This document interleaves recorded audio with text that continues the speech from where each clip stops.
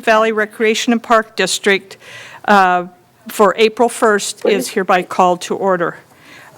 We will now have the Pledge of Allegiance, and our General Manager will lead us in the Pledge of Allegiance. Everybody will please rise. Hand over heart. Ready? Begin. Pledge of allegiance to the flag of the United States of America and to the republic. One nation, under God, indivisible, with liberty and justice for all.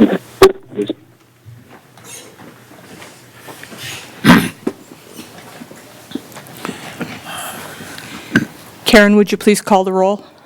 Director Kelly, Aye. Director Malloy, Here.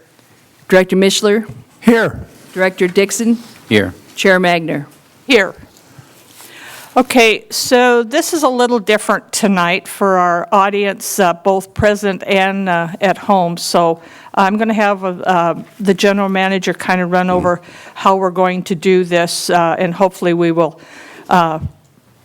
at least do part of it so that we don't look like that we don't run over each other and things. So Mary, please. Certainly. So as most people know, we have the board, 4 members of the board here, and then Director Kelly is actually on phone calling in. So just a reminder that he is calling in. So as he calls in, please, board members, please make sure you speak into your mic. So that way he can hear you, and it will probably help the people at home as well. Also, just a reminder, since that is happening, want to ensure that we have one person talking at a time. I know that typically the board is pretty good about that, but just make sure Chairman Magner will kind of be facilitating that to make sure that we are able to do that. And then also don't forget Director Kelly. The other thing is that we will be making some calls tonight. So a couple of our agenda items, we will be making phone calls to make sure that some of the various people are present.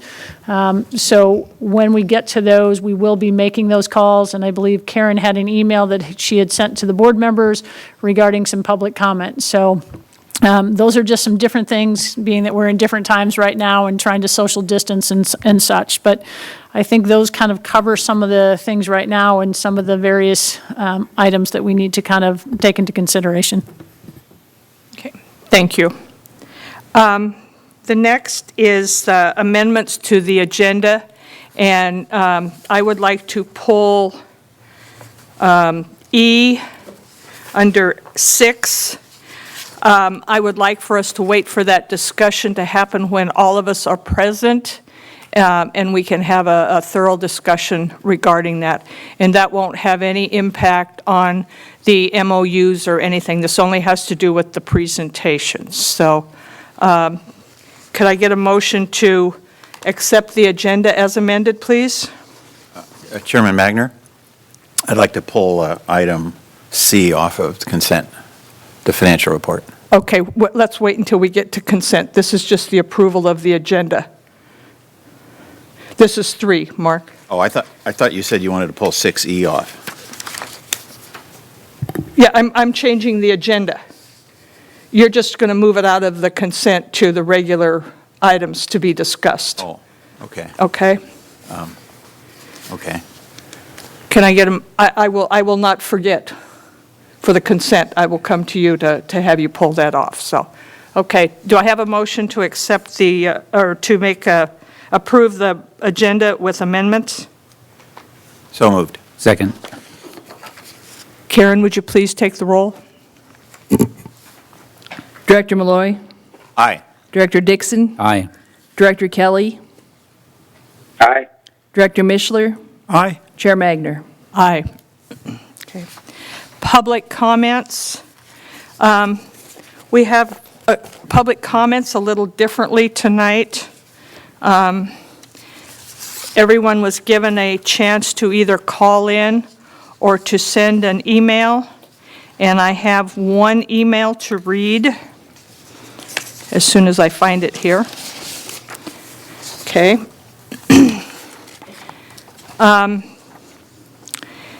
This is from Richard Frank, AYSO Region 68, Safety Director, Assistant Regional Commissioner, PVRPD Liaison. The community service organizations offer programs and activities in partnership with the district.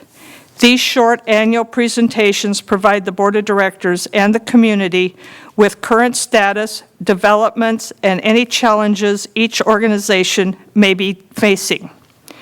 These presentations also serve to inform the community of programs, services, and activities that the district would otherwise not be able to host. These presentations have always been well received by the board. The support and appreciation expressed by each director at every presentation has served not only to thank, but to motivate our hardworking, unpaid volunteers that organize and provide these programs for our community. With this new procedure of having all community service organization presidents attend one meeting to answer any potential questions from directors during the consent agenda dealing with matters considered as routine and shall be acted upon without discussion is self-contradicting. If removed from the consent agenda for discussion, this could quickly become difficult to, I can't read the word, but Manage. dealing with all community service organizations at one time. This new procedure does not seem to be in the best interest of the community service organizations, the board of directors, the district, or the community. In these trying times of uncertainty, we all need to work to improve communications. The subject of presentations from the community service organizations to the PVRPD Board of Directors should not be a topic for social distancing. Thank you. Mary, would you please get back to him and tell him that we would not discuss it tonight, but at another meeting? Absolutely. Okay. Okay. Do we have anything else? Okay. We will move forward to the consent agenda. Mr. Malloy? Yes, 5C, financial reports. Okay. Normally we just file it and I mention any highlights at the end of the meeting, but since we've had a fairly rapid change in financial status, I felt like it would be a good idea to bring it up and go over it. Okay. We'll do that right after we do the consent agenda. We'll discuss that. Right. Okay? You'll do your presentation. Okay. Anybody else have any other changes to the consent agenda? May I get a motion to accept the consent agenda as amended? I'll move to, oh, no. So moved. Second. Karen, would you please call the roll? Director Malloy, Aye. Director Dixon, Aye. Director Kelly, Aye. Director Mishler, Aye. Chair Magner. Aye. Okay. All right, Mr. Malloy, you have the floor. Okay, so as you know, we have a finance committee each month, and we kind of go over the numbers through the previous month, which in this case would be end of February. And in looking over that report, I realized that it's really whiskery now. So I'm going to go through essentially what that was, but Mary's going to talk about what's happened since in terms of the amount of refunds that we're giving and the laying off employees, and a lot of changes that are going to impact the district. So the February spending, we had $450,000 in payables, and it was a 2 payroll month, so we spent about $700,000. The cash on March 9th was the total cash was $11,433,000, which is $927 above last year at the end of March. That consists of $6.1 million in restricted funds, $3.7 million in semi-restricted, and $1.6 million in unrestricted. The interest rates on our money at the end of February, I'm sure you're all seeing these scary interest rates on TV of next to nothing, But the Ventura County pool is paying 1.995% as of end of the month, and CalTrust is at 1.66%. So we're still earning something. And the general fund revenues, which are primarily based on property tax revenue, the first payment, are up year-to-date $426,000. Our salary expenses are down $55,000, but that's actually because there's a $70,000 workers' comp payment that's going to be made a month later this year. So on a year-to-year basis, it makes us look better than we actually are. Service and supplies is up $416,000 over last year. $353,000 of that is Hill Fire related. And our water is up $48,000 over last year. In total, we're right at budget on services supplies at 67% because we are at month 8th through 12 months. Mary, you want to take it from there? Sure. So a couple of things, as Director Malloy had stated, is that in the last 3 weeks, we've had, obviously with the pandemic, closing facilities and such. So with that, as of Friday, there's approximately $55,000 in refunds due to whether it be special events that we're refunding, whether it is classes, all of those things are rentals, all of those things are included in there as of right now, and those are through April 20th. So what the direction was, once we received the order, what customer service as well as recreation staff have been doing is contacting people to let them know that our facilities and such are closed and where we're at. So a couple of things that we've been doing on the other side of this to help combat a little bit of that is we've pulled the activity guide. So typically now is the time that we do the activity guide, which is approximately about $20,000 to do. But not knowing when this order will be lifted, what we didn't want to do is send out an activity guide and then have to cancel everything. So we have put that on hold until we can kind of get a further direction of what this looks like. And then if we have to put something out smaller, we have the ability to do that depending on what happens. We have also, as of right now, we have no part-time employees working with the exception of park rangers.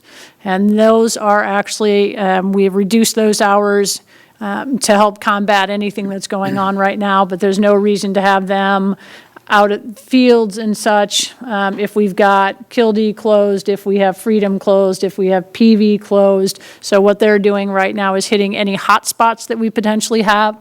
We've also, to help combat that a little bit, has changed some of our full-time staffing hours. So what they are now doing, right now we have a couple of people working until 7, 8 o'clock at night that help with some of those things, clean bathrooms, close the parks and restrooms that help with that expense. The other thing that we've done right now is we've put a moratorium on spending unless there's a health, safety, or there's infrastructure items. So those are things that we're doing right now. We're contacting the groups or contract operators, long-term rentals, to work with them right now because one of the things that they're asking for is rent relief, because they can't be open, which means that, you look at like BMX and some of those. So we're working with those organizations right now and starting to try and do projections to see what this looks like down the road. So we're working on all of those things. I can tell you right now, I asked Leo today to run what we spent last March. So March 2019, we spent a little over $403,000. March right now, we spent $387,000, which means obviously we're scaling back what we're spending, and we'll be doing that for April. We're working on that right now, working on April, May, and June to do projections, and we'll have more information as we're working through that. Anybody have any questions at this time? Yeah. Do you have any questions? The only, Mark, you mentioned the Hillfire expenses. Are we getting reimbursed for some of that? Is that accounted for? Yeah, so what you'll see is there'll be revenue for that, and then we have the expense. So that's part of the reason the expense is up, but we've also seen the revenue for most of that come back in. Okay. Mike? Yeah, I just also want to add that I'm assuming you kind of mentioned it on the fringe. The community user groups out there obviously are being impacted. And, a lot of those groups often pay us funds per year for various things. But like, for example, ASO here, I just heard, is canceling their strawberry tournament, for example, and that's their major income source to pay us the funds and stuff. So, all these different user groups, whether it be pony baseball, girls softball, whatever, ASO or Eagles or somebody, that's something we're going to have to look at maybe at the finance meeting as an initial look at if we're going to be working with those groups and stuff. So the thought would be for anything for next budget year would be, as we have our first or our initial budget workshop on May 9th. So what staff is working, we thought we had the budget done until about 3 weeks ago. So we are currently working on all of those things to see what that looks like. So for instance, Eric today was contacting the YMCA. So the YMCA over the last year and was planning this year to do, they do before school and after school care in 2 of our rooms at the community center. So they have right now, they won't be doing the morning, but they'll be doing the afternoon. So what we're trying to do right now is work with these groups to find out what they're projecting for next year, so we can kind of figure this out. And then also, depending on as we're getting information. So if everything, and I can't imagine this will happen, but if, let's say, everything went back to normal June 1st, and everything went, then we would be able to project what we were looking at last June 1st. If things don't go back to normal until August or September, so we're trying to do a combination of both and looking at that, trying to do some projections on both sides of that, so we can look at both the revenues and the expenses to make sure that those two match up. Anything else? Director Kelly, do you have any questions?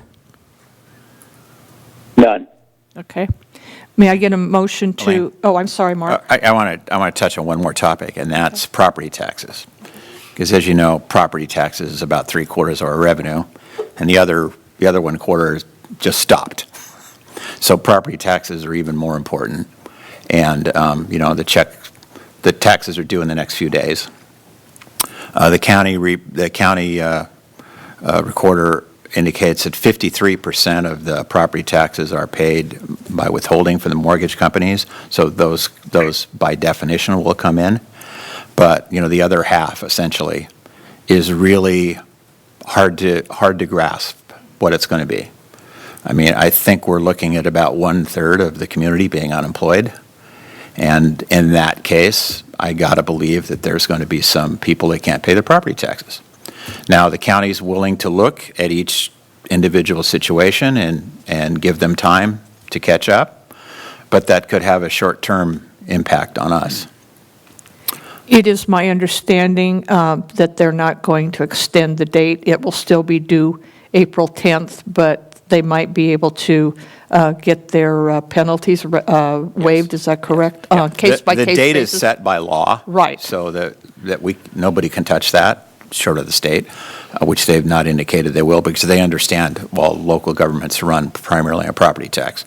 So, but people can talk to the assessor and delay their payment without penalties. And did this in 2009 when we had the big recession. Right. So it's not unusual. It's just that the nature of this is just so much more quick and so many more people. It's hard for us to understand. And, when you look at the cash and you see that we have in unrestricted, we have 1.6 million and we're spending 700,000-800,000 a month,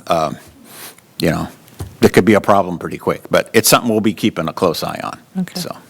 Yeah, I know the two of you with Mary and with Leo will keep a really close eye on it. So, do I have a motion to accept the financials?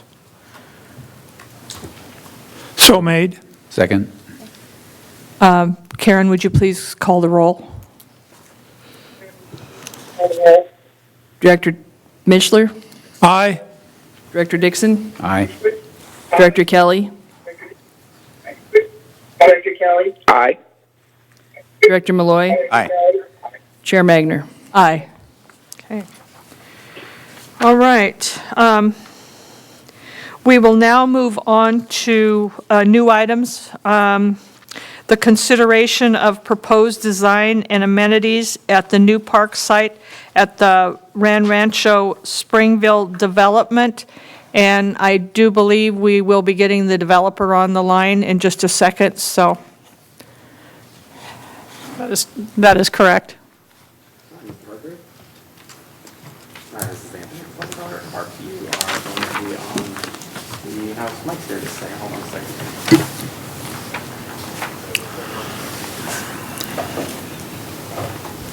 Did you want Mary to start? Go ahead. Dennis, Mary will start, and then what we'll do is, if you want to add something after Mary's presentation before we discuss, that's fine, because I'll come back to you. And if you, and then if we'll go to each one of the board members and ask them if they have questions, and of you or of Mary, and then we'll come back to you and Mary to close it out, if that's okay. That's fine with me. Okay, Mary. Oh, Mike? Can we state the person's name on the phone? Yeah, go, I was going to have Mary do that. Oh, okay. Yeah, Mary, please say who's on the phone, please. So with us on the phone is Dennis Hargraves, who's the developer and who's been working with the district on this project. Okay. So with that being said, in January 2008, the city of Camarillo approved Springville specific plan, and within that plan, there's two parks. One currently is Mel Vincent, and the second one, the one that we're talking about today, will be, for lack of better terms, will be in the Rancho. So we're referring to that as that particular park. So as part of this development, there was two parks that were dedicated to the district, and so those are the two parks. So in November 2018, the developer applied for a change to the development plan. Originally, the new park was supposed to be on the far western edge, and so they came to the district and asked if we would be willing to look at a change. So the request was changed, and the December 6th board meeting in 2018, the board approved the relocation, and there was multiple reasons for looking at that. Part of that was a better park site, a little bit flatter land. It offered a lot more amenities opposed to being on a slope. So with that, the board appointed an ad hoc committee to explore design and amenity plans with the developer. And so the ad hoc committee has met on 3 various occasions. First, to just kind of talk about what some of those amenities were. Second one, to further develop that. And then the last one was to kind of consider what the amenities were to be. And I'll have a design that'll pop up here in a second, but just to kind of go over some of the amenities that were looked at were playgrounds, 2 of them, one for the smaller kids, one for the larger kids, 2 pavilions, a restroom facility, 2 acres of green or open space, basketball courts, pickleball courts, fitness equipment, a dog park, and table tennis. That should be table tennis, which would be kind of either that or bocce, which would be for outdoor. So both of those have been tossed around. So the design, maybe, if I hit the right key. And I'm sorry for the small print. These are kind of hard to put in larger, so each one of the board members should have a copy of this. But so you can see up at the top, there's the large kind of open green space that's up above. And then we have, here's the large green space up here. You have kind of the play areas that are down in this area over here. Pickleball courts in this area. So one of the things as we were discussing this is that we know that pickleball is growing, so making sure that there was some opportunity for pickleball courts at this particular site. The other big space here are basketball courts. This location in here was to look at potential bocce, table tennis, something along those lines to be able, so when people are picnicking, there might be some more casual use. Bathrooms that are down in this area. This is a dog park. So there's a larger dog park and a smaller dog park, and part of the reason for the dog park was to take a little bit of pressure if and when we have to close Springville. The other discussion tonight would be, part of the discussion was what type of turf. One of the discussions through the committee has been to have artificial, so that way we don't have to deal with the constant upkeep. This area over here then is fitness equipment. So one of the considerations with all this, and I'll let Dennis speak here in a little bit, and obviously we have 2 members on the ad hoc, was also to take in consideration drought tolerant. So as you can see, this is kind of the green space open, and tried to keep this area down here as much as possible with drought tolerant, as little grass as possible. So once again, what we'd be able to do is help with the water costs, because we know those are continually going up. Around here, what you'll notice is there is a bike or pedestrian trail, and this is the one as part of this with the city and Dennis, correct me if I'm wrong, but this also is part of the homeowners association, which would be on the outside alongside of the park. The other key to this was parking. So like at Mel Vincent, we had some parking. The idea here would be to have parking along the park, but once again, the idea is this is a neighborhood park. But a neighborhood park, but the idea would be here is there at least be some parking for either the community and or people that were coming over to use it. So once again, so there's a couple things. Typically, most park sites, so when Mel Vincent was developed, the park was part of the initial phase of construction. And typically what happens is it needs to be completed prior to the final occupancy of the 50th dwelling.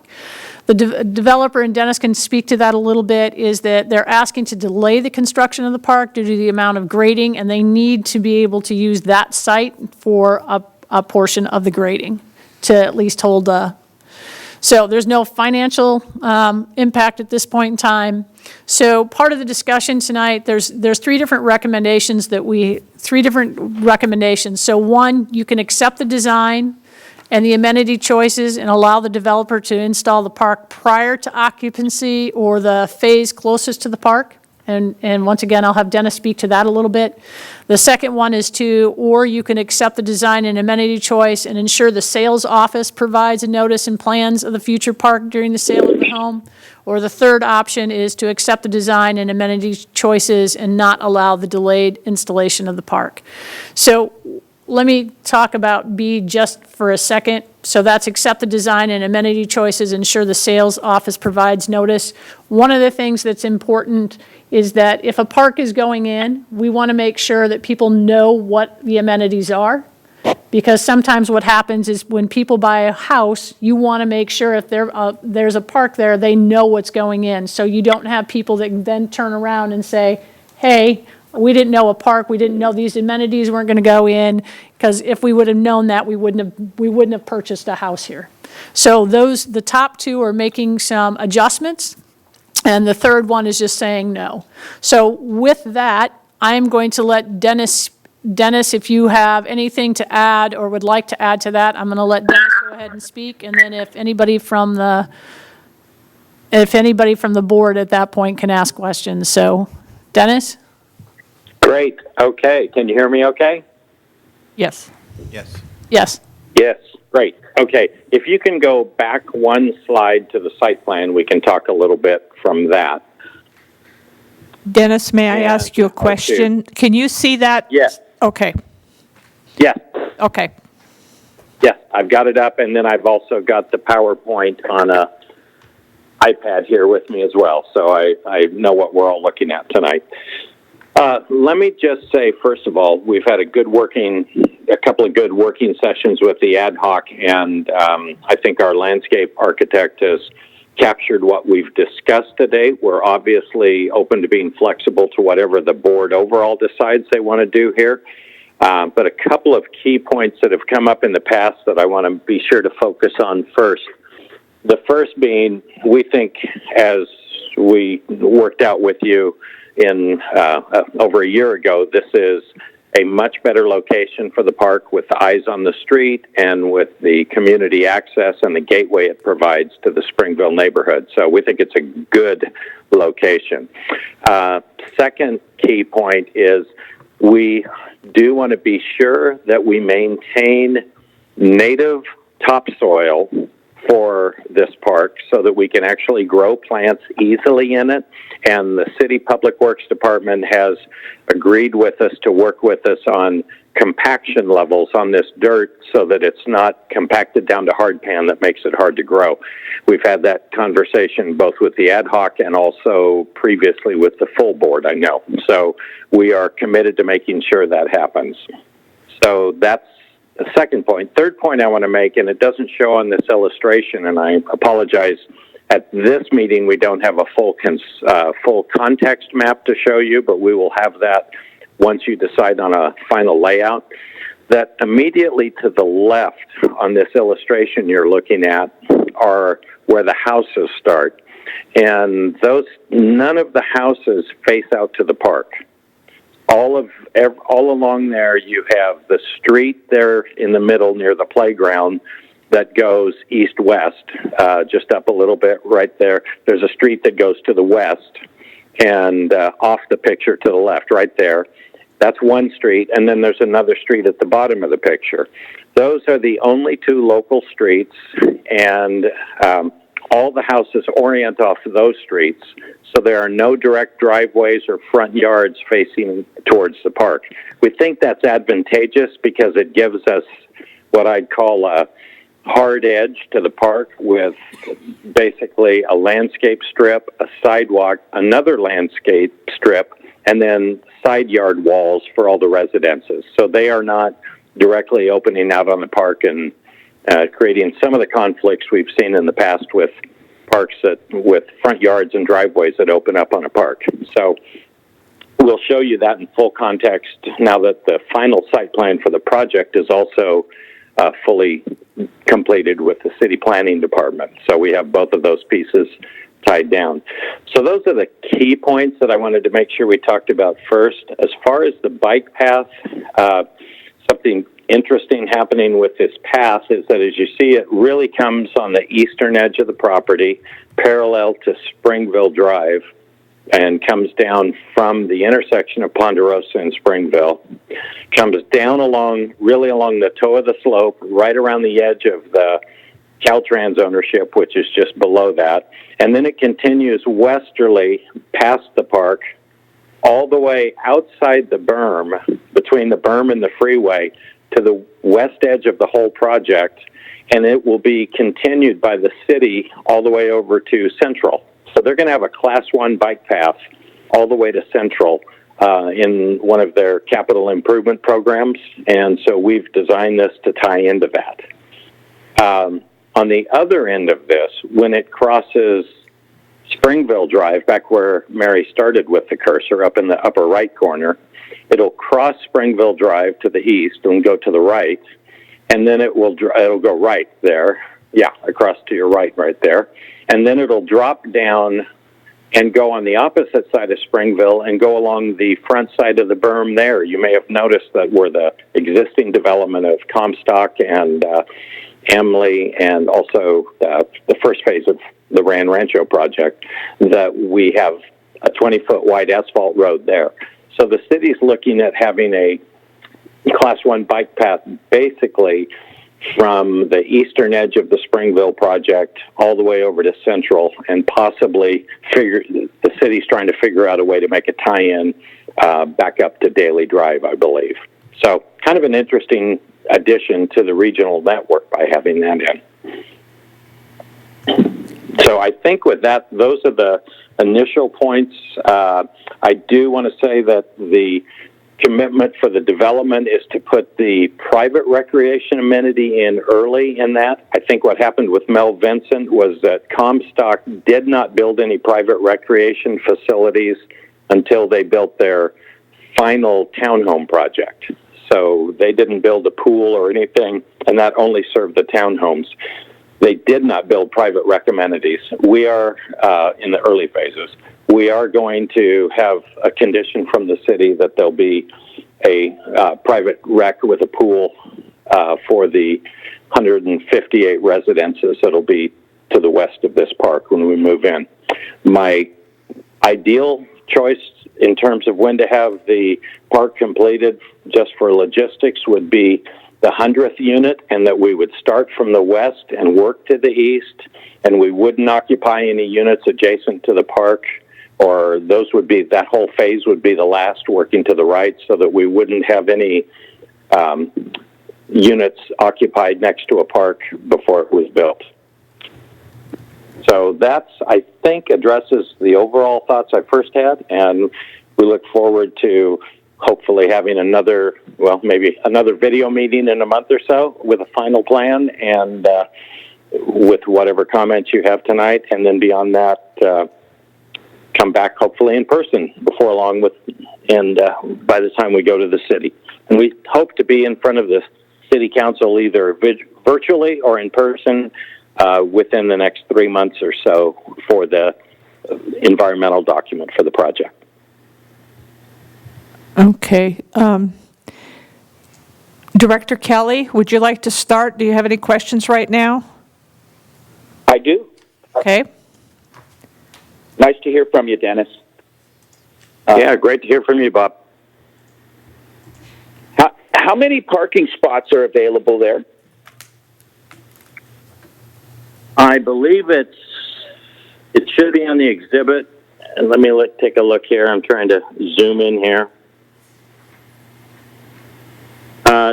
2 accessible stalls and 23 standard stalls. Say that again?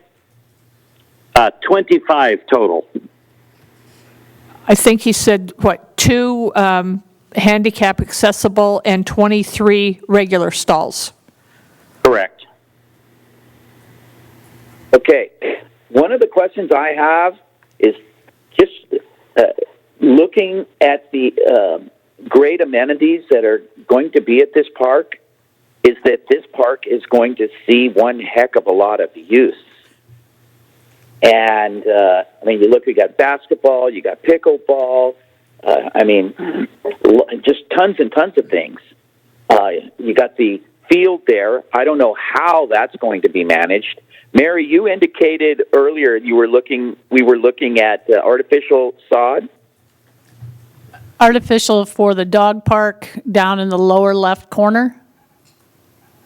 Okay, so that we're going to have real grass in the, looks like one, I can't read it even on my computer screen. The turf field, 1 to 2 acres, is that what it says? That's correct. It says turf field 2 acres.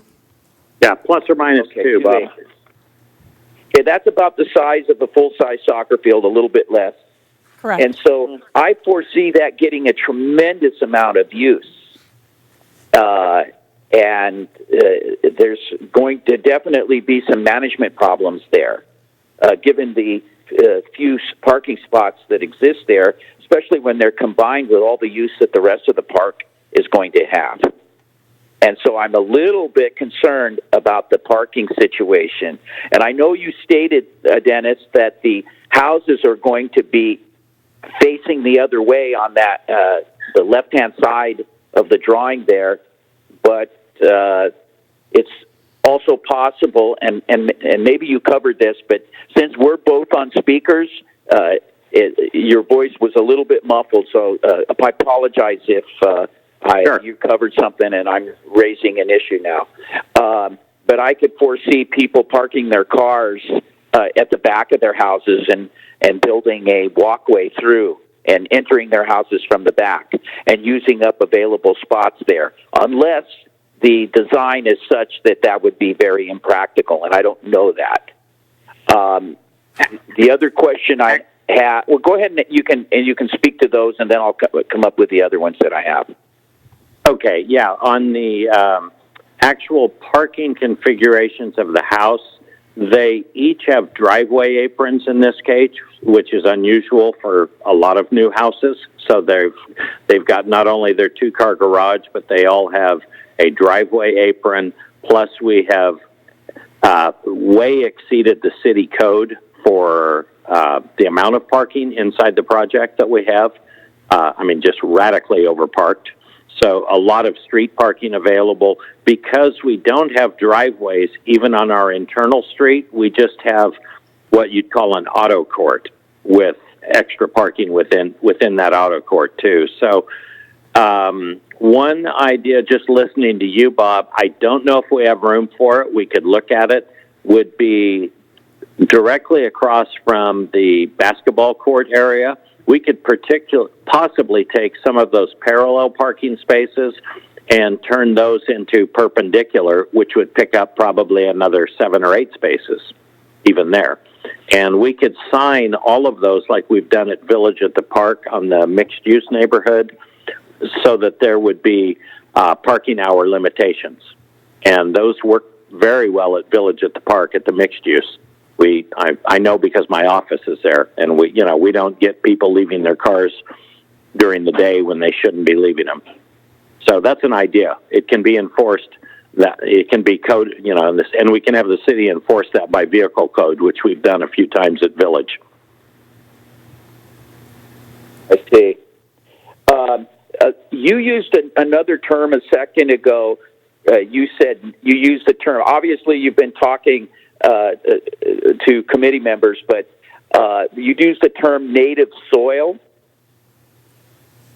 Yeah, well, it goes back to the conversation you and I've had more than once about making sure that we don't get import soil brought in. I want to make sure that is original native soil. Yes, there you go. The original farm to local, rich in nutrient soil is what we want to make sure we retain on this site for the park use. Oh, okay. And it has to be compacted to a lesser level than what the city normally requires. For most grading, they require 90% compaction, and that can be a challenge to get a pickaxe through, based on my own experience. Okay, that's all the questions I have, Dennis, but my comment is I'm very concerned that this park is going to generate a lot of activity in excess of what the parking capacity is. Those are just concerns, but otherwise, I think it's just, I'm totally sold on it. So, great. I love it. Okay. Great, thank you. That's all I have. Okay. Director Malloy? Well, I was on the committee, so, I was a part of a lot of these conversations, and Bob, that's one of the things that we spent much of our time talking about. And if you look in the upper left corner of the park, next to the street, you see 3 trees there where parking spaces could be. And the reason we couldn't put parking spaces there is it's too steep there, and there wasn't the ability to put more parking spaces there. But also, per the specifications of how much parking you need per how many acres of park, we're well beyond the standard on this as well. But as we all know, you could always have more. It doesn't look to me like Springville is painted now for parking along Springville Avenue, but that could potentially change. I don't know whether the city is interested in that or not, or whether that would be something we would look at if the problem became greater. But about halfway down on that same street, you'll see a tree in the middle, and the reason that tree is there is because there's a street coming out. We couldn't have cars backing out where cars are coming out of the street. So we pretty much got as many parking spaces as we could in here. These are the kind of activities that kids can ride their bike or walk to from the new neighborhood or across the street. I'm guessing the people that will represent the most car trips will be the dog park, because dog parks tend to attract a wider range of people. But because we already have a dog park in that neighborhood, I don't see this one as being as big. In general, people much prefer natural grass for the dog to run on to artificial turf. But the problem we have is this area is so small, it would really be impossible to have any significant traffic and keep the grass alive.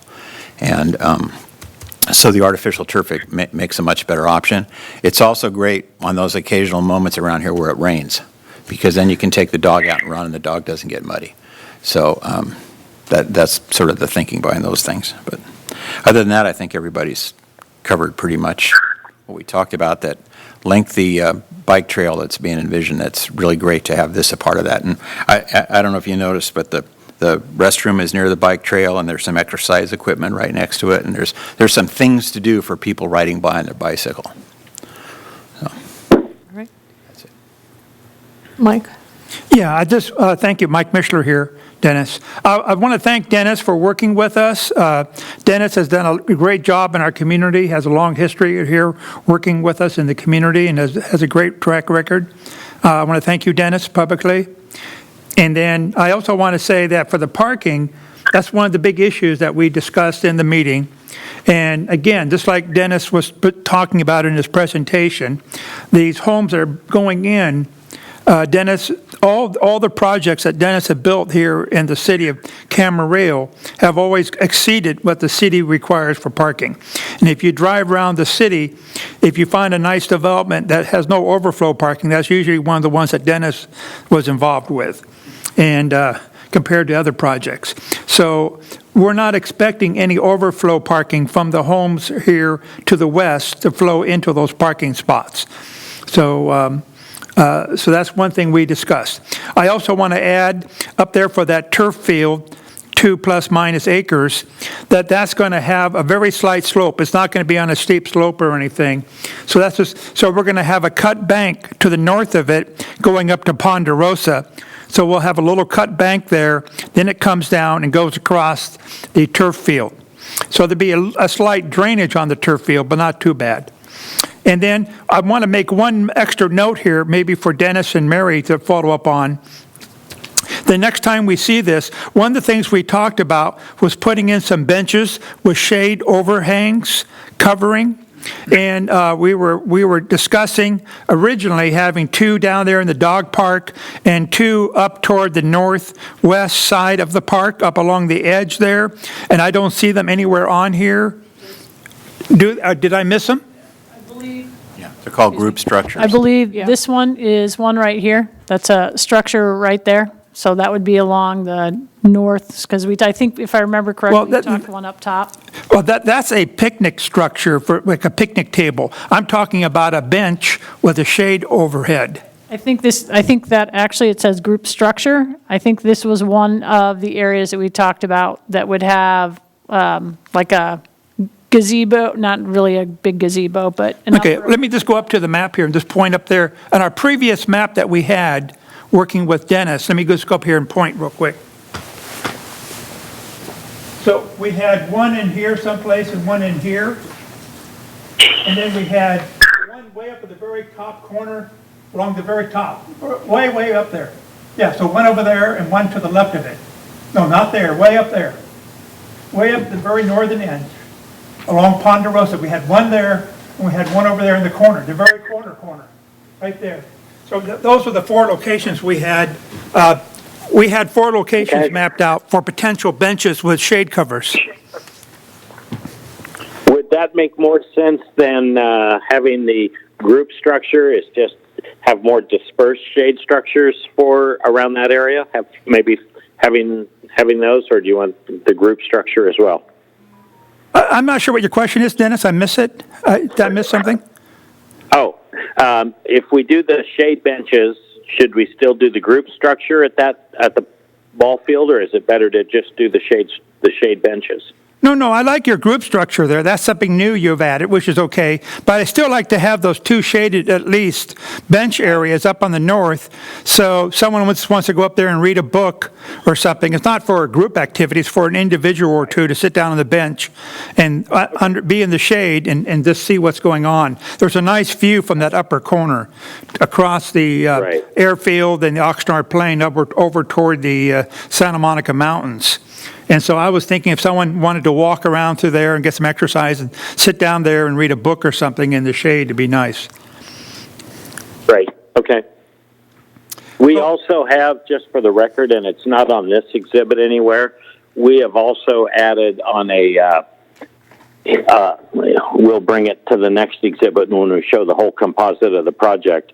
There is an existing City of Oxnard asphalt path road that goes up the hill in this project, almost goes all the way up to your dog park on the further up the hill, up in Spanish Hills, and we are showing the city that we're going to put a bench with a shade covering on it as well at the top of that overlook.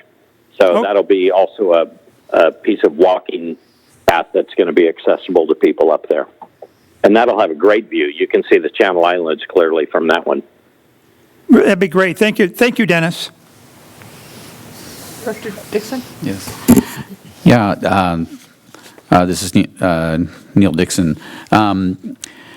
Got to start out by saying, first of all, I'm tremendously impressed by the thought that's gone into the design of this. So congratulations to you and to our ad hoc committee for a really beautiful design.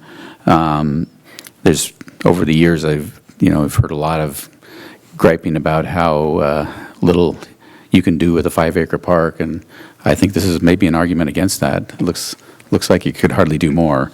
But I did have a question, just kind of going back to the parking issue. Where we have the parking structure adjacent to the park on the street opposite that, I think Director Kelly talked about this. That side of the street is going to be, I assume, the wall of a backyard for the houses. It's not. Yes, it'll be solid backyard wall fence. There'll be no gates or anything coming out of that. So if people wanted to parallel park there, is there room there? Is that street wide enough for people to be able to park there?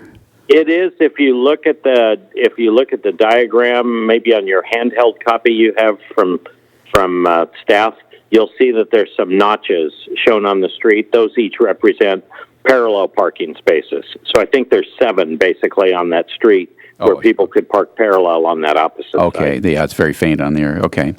So in addition to the 23 or 25 parking spaces on this adjacent to the park, there's going to be another 7 or so on the opposite side of the street. Correct. Okay. Correct. And and again, Director Mishler talked about this, but to be clear in my mind, the 2 plus or minus 2 acres of turf field, that is a flat field that's going to be usable for a soccer group or something like that, or not? Yeah, I think it's like about a 2% fall or something in it, not dissimilar. We can do it whatever spec the district decides they want to do, just to make sure it drains, but we can crown it or do whatever they want in the final grading design. Okay. And lastly, I think is where you have bocce ball courts listed here. That's also the area that was discussion of possibly table tennis there or bocce ball. Is that the discussion at that spot there? Yeah, that's up to your programming design, whatever you want to ultimately do in that area, whatever hot activity is, I guess. Now, I got to admit that I don't have a lot of familiarity with lawn bowling, but I know we have some interest in the district of having lawn bowling included in our facilities too. Is that an option in that location? Is there space enough for that? Or I'd defer to staff on that. No. Lawn bowling, you need about a 45-yard by 45-yard square because some days you roll the ball this way, and other balls you roll the ball this way because you need to balance the wear patterns out. So you essentially need a square. Okay. Of roughly 45 yards. So this So you basically need the 2 tennis or basketball courts if you're going to do that, right? Yeah, probably. Yeah, that looks like like that. about that. Yeah. You need quite a bit more space. And that would then drive a lot more parking, too. When you have an activity like that, people are going to be coming from across the entire community, not just locals.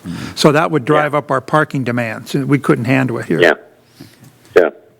One thing I didn't point out earlier, and I apologize for, also in response to our December 2018 meeting with the board, we are accommodating all water quality treatment off-site outside of your 5 acres. So that's happening within the project off the picture to the left. So to the lower left away from what you can see in this picture.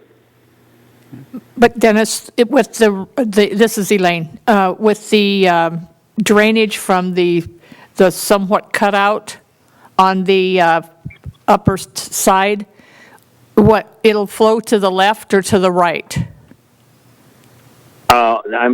Say that first part again. Drainage from on-site. Okay, you mean? on the cutout. Somebody mentioned there would be a cutout on that north side, and I would assume that would have some runoff. And would that go to the left or to the right? It's really not very large. It's kind of illustrated in the upper left corner of the park where it shows as kind of a more of a sage color of green. Okay. It's probably about no more than I think about a 6-foot slope in that area. Oh, so it's not like the berm or something like that, or some of the cases you have where you have a 15-foot high slope. The road is not very much. Ponderosa Drive is not much different than the field elevation in this. And if it is, it would still be absorbed. That runoff wouldn't have to be captured if it was coming down your slope. It would, like where the trees are, it would absorb into the turf field. It's not a large area.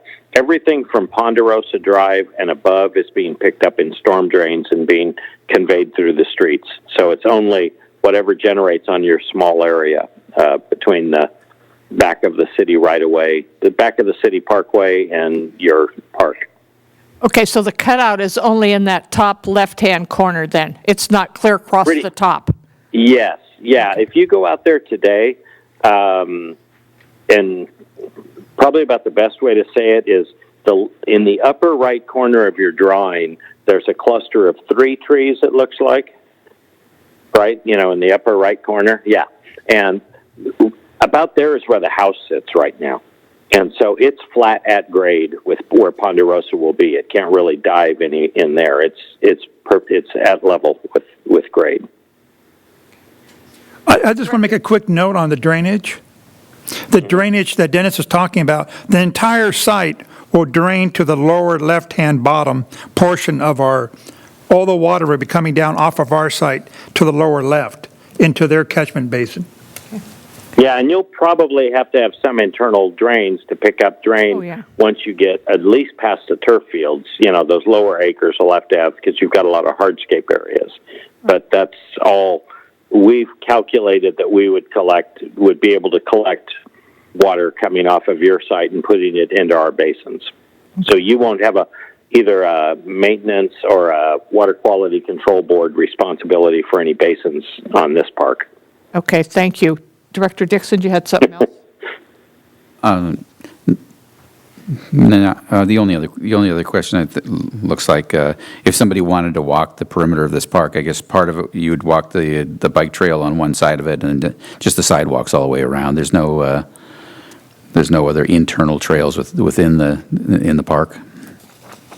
No, but there is a connection point to the bike path in the lower left corner of the exhibit, so it is a full loop. Okay. And just to piggyback on that, you'll have, there'll be connectivity here. So you'll have connectivity from the bike that will also then run close to the pickleball offshoot for the basketball and then over to the pavilion area. So you will have connectivity across down here. Those are paved sidewalks that go? Those would be, yes, that'd be correct. Correct. Right. And we would anticipate that the 104 units of senior affordable housing that's near you to the east that's already open, this would be less than half the distance for them to walk to come to a park as it is to go over to the other one on the east end in the Comstock phase. So I would expect they would be using it too. I'm sorry, could I? Yeah, go ahead. Go ahead. Are we going to circle back to the three options? Yes. Okay. I've got some questions. So, Dennis, I'm not going to let you off. Sure. Don't give me dates. Give me somewhat of a timeline. How many phases? Where are we looking at? Are we? I'm just trying to picture in my mind a time down the road that we might have a park. Mm-hmm. And no date. I don't want you to do that because I know that's too much hypothetical. Particularly right now it is. You're right. It is. Our goal is to have an environmental document on the street. We have resolved our last external issue, which I would call it, which was Ventura County Fire Department's secondary access requirements. We've met that. They've given us their approval on that concept now. And so that's resolved.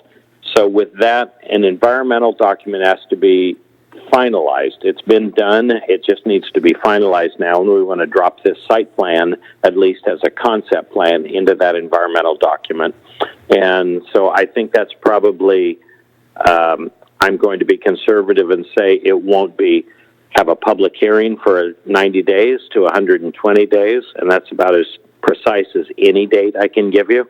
But beyond that, it would be probably a year to do construction drawings and a year to start building. So these kind of time frames from there on start being, I don't think you would possibly see this in less than 2.5 years if we, if in a normal market, in a normal world or a normal marketplace. So I think we could be as, anywhere from 2.5 to 3.5 years, depending what happens at the end of this coronavirus. But I don't think we would be at the rate they expect to sell homes. Most home builders expect to sell at least a couple of homes a month. So in my mind, we would be probably a year of selling before we, even be making much traction out here. So I think we're probably 2.5 to 3 years out before we are seeing houses occupied out here, best case. Okay, now drop in at what point, if we would go with option B, at what point would the park be started? I don't want to know when it's going to end. When would we see a park being started? I think that realistically we could at using option B, and I'm going to go back to my PowerPoint as well to make sure I'm seeing it clearly. So, to me, I would say if we had the recreation area in, and we had a parks would be shaped roughly by the time we finish all the grading. So that's before any houses are sold. It would be at least in the shape of a park parcel by that time. What happens at the end is you wind up with a lot of dirt coming out for footings and things like that when you're building, as you've seen on your own park projects. And so that we would probably, that's why I'm suggesting that it would be easiest to probably start building a park sometime about the 50th occupancy or 60th, and then be completed by the 100th occupancy. That's kind of where I'm thinking of it. Just because that would still leave us, if you, and again, I apologize that you don't have the full map in front of you, but every one of the clusters that's along the edge, the first group of clusters nearest the park is probably about 20 to 24 units, and then there's another 24 going west from that, and another 24. So if we were at 100 homes occupancy, they would still be 500 plus feet away from the park, 500 to 600 feet away.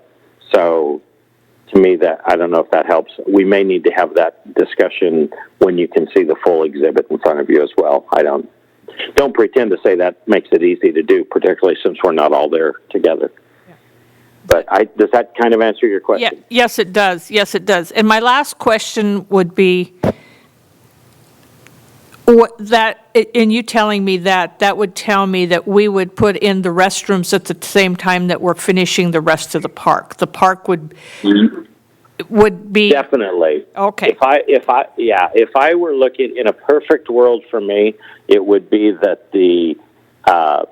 we would actually build all of the active 3 acres before we did the upper 2 acres, if that makes any sense. Yes. Yeah. Okay. All right. I would rather see all the lower amenities that are active use and all the parking spaces in place and the restrooms at the beginning and the trail, the bike path in place and all the perimeter sidewalks, even if the field was not ready to play on. That to me is more important, I think, in this case. Okay. What we'll do is, since we have 3 options, I'm going to start with Director Kelly. And do you have any? I actually have two more questions. Okay, that's fine. That's fine. I was coming back to you anyhow, so go right ahead. Okay. First, for Dennis, the reason for the request for a delay is for grading purposes. I'm not sure I understand why grading changes the timeline for the building of the park. It does in this case because much like, I don't want to say Rubik's Cube, but those little games we used to play where you have to push all the little squares around, you're constantly looking for places to put the last dirt. And even after the way the city requires you to grade a site, and we don't have 5 acres next door, we can't go throw it on farmland next door or somewhere else. But you wind up with, even after the city requires you to completely core and grade your streets and then pave your streets, and then you come back in and you have to make pads first, and then you dig out foundations and everything, and you keep generating dirt. So we need places in our last phase of houses to keep stockpiling dirt and borrowing it and moving it back and forth as we're completing the last lots. I hope that makes sense. And so, as a result, yeah. No, go ahead, Dennis. I'm sorry. I thought you were done. No, and that's pretty much the point. That has been given to me both by experience on small sites, because otherwise you wind up with export trucks going out at the end and import trucks coming back at the end and back and forth, and that's something the city's also trying to avoid is additional, a large number of additional truck movements in and out carrying dirt twice. So that's been an advisory from our home builder partner and their grading specialist who's been trying to help us analyze how to best build the site. In their perfect world, they would like to have the park at the very end, and I just don't think that's practical for me as a owner rep or as a community resident to suggest that. So I'm looking for something that's kind of a middle ground in there that might function. And we may honestly have to come back to you for that as another step, but I'm fine with that either way. My goal at minimum is to make sure we're good with the concept of the park so that we can move on and to try to establish some point in time of occupancy of the full park. Well, then that raises another question. When the discussion was held about changing the location of the park, I don't recall the necessary staging area being discussed at that time. Why not? It wouldn't have been. Yeah, that's actually been something as we're into the details of it and working with the city and with the home builder that we're finding the necessity of doing it. That's why I'm saying it's easier for us if we can have some delay. Also, if we're putting in recreational amenities to serve that immediate neighborhood sooner, it also gives us, a little bit of time. Because I don't think you've always had a park come in at 50th occupancy. And that was the case at Mel Vincent, because that was particularly because Comstock was putting in no amenities of their own for their residents. They were moving people into that neighborhood, and they were just living in their houses, and they had no HOA. They had no HOA pools or anything when they moved in. Okay. Do you have further questions, Director Kelly? Last question.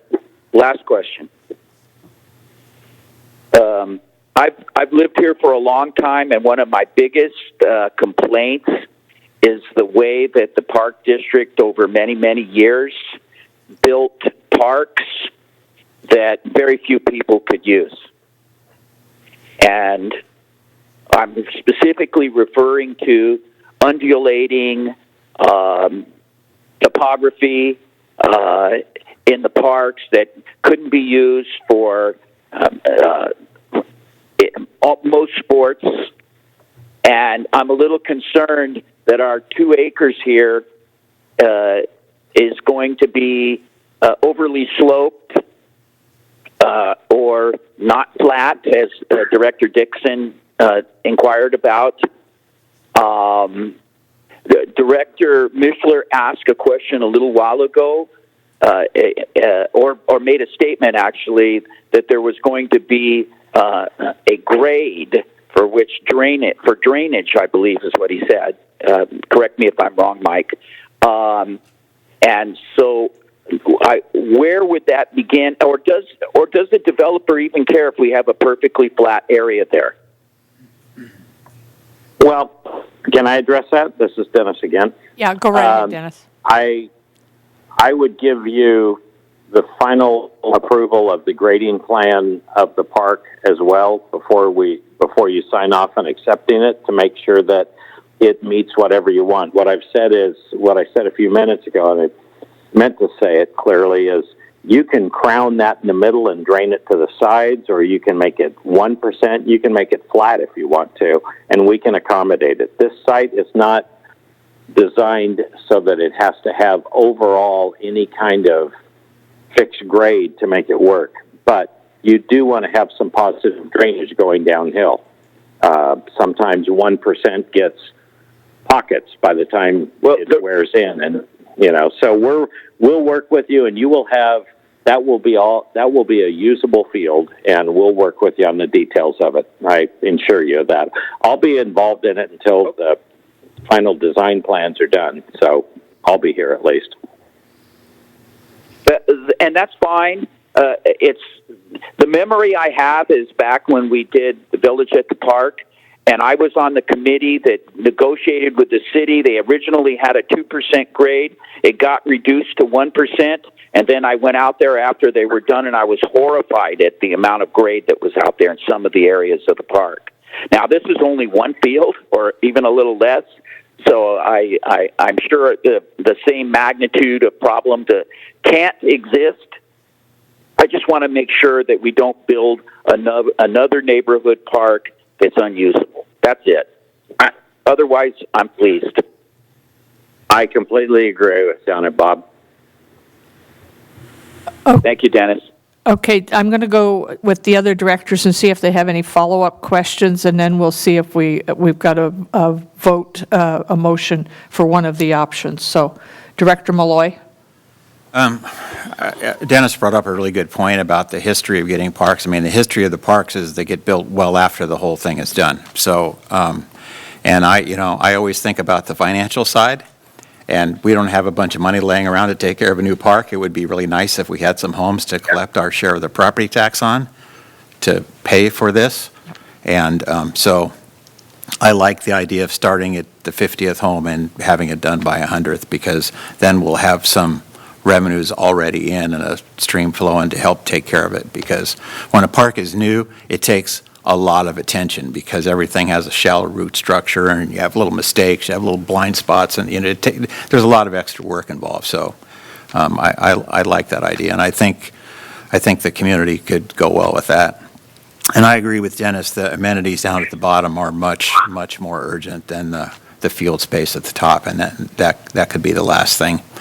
And I share Mr. Kelly's experience with Village at the Park. At the extreme east end of the park, it's way too sloped, and every time I go out there, I wonder how much it would cost us to fix that. But it's not going to get fixed. But and that's 2%. That's too much slope. That's 2%, Mark? Yeah, that's 2%. Okay. And so, I think all is good. I would add one other quick thing. The reason we pick 4 pickleball courts is just in case pickleball goes the way of roller hockey. We have a paved area that would hold 2 tennis courts. Okay. So that it was one of the other things. We're trying to think about the long-term use of all of these things. But I think start at 50 and have it operational, fully operational by 100 would work great for us. Okay. Director Mishler? Yeah, I'll just make a comment on drainage. Within civil engineering, when they're putting in a structure to drain, if you're going to build a street or a concrete structure or something, and you want water drainage, basically they put in a 1% slope. If you have a hard surface, if you want to have good water drainage, all you need is a 1% slope. Now, on a field, like Dennis was talking about, because the soil may settle or over time a little bit differently, you may want to have slightly more or not, maybe. But again, I'm just giving you background information. That 1% slope is usually very good. That's all civil engineers ever designed for. 1%. As long as you have a 1% slope, you're good for drainage. Director Dixon? Yeah. Of these three options that are up here, were those developed by our staff, or were those developed by who? Actually, a combination of both. So Dennis and I were going back and forth regarding A, but at that point in time when all of this came out, we hadn't connected on what that actual number would be. So that's the reason A was just prior to the occupancy or phase closest to the park. So, which is kind of what he's saying right now. If you start at 50 and then complete at 100, that's in essence kind of what we're saying. It's just not as specific. B was actually part of the recommendation and talking to the city, and part of that recommendation is because of the fact that when some parks have been built, if we have not notified the neighbors of what actually or have a park design, then if let's say in this project it wasn't built until everything was complete. Well, we want the neighbors to know what is in there so we don't end up getting complaints. So that was part of a recommendation if there was no limit and the entire park was built. And C is how they've typically been written. So that's kind of what the standard from the city has been, is that the design and amenity choices and then not to allow delayed installation. So it was to show you the three different options that you have. You can obviously, if per Dennis, and if that's the direction of the board, you can also add start build at the 50th occupancy and complete by the 100th. So you can do any one of those combinations. Well, that's kind of where I was going with this, is that I've heard that brought up a couple of times now, start with the 50th and complete by the 100th, and I don't see that on A, B, or C. And, my inclination as I read these before we started the discussion was that A would make the most sense to me, but I don't, I'm just wondering from our staff, do you guys have a recommendation as to what?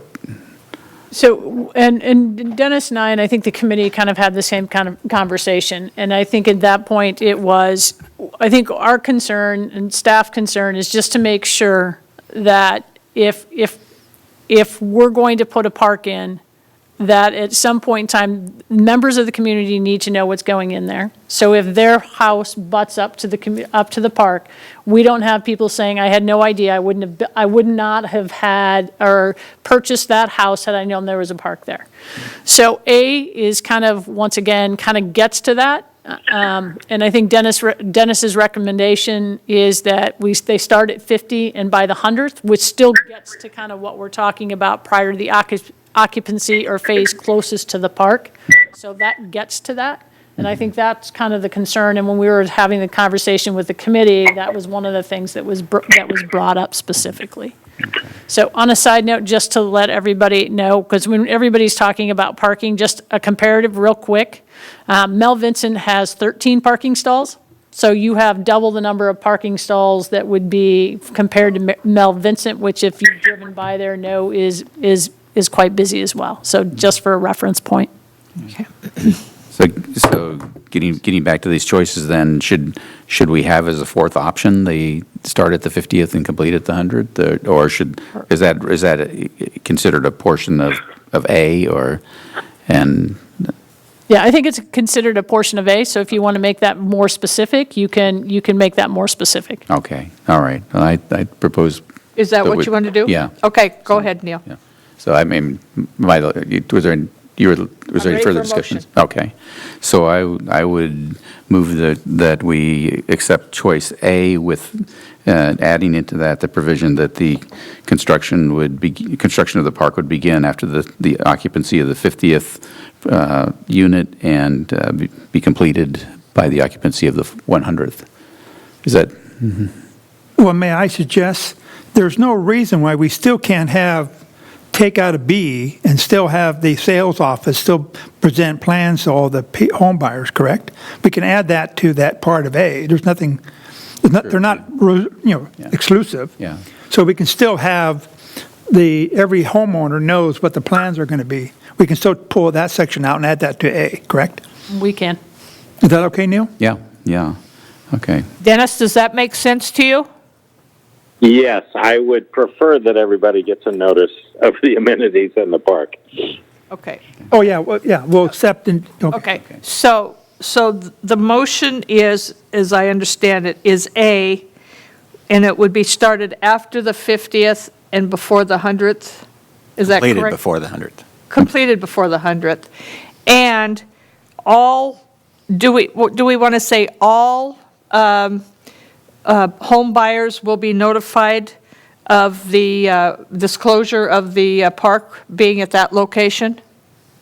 So I think what we can amenities. do is ensure the sales office, so if you take the second part of B, Okay. ensure the sales office provides a notice and provides plans of the future park as disclosure during the sales of the home in the Rancho development. So I think we can add the second portion of that if you'd like. Okay. Okay. But we are also including, I'm just trying to clarify, make sure I understand. We're saying we're also accepting the design and choices, correct? Yes. Okay. Yes. Okay. Yes. We're all together? Okay.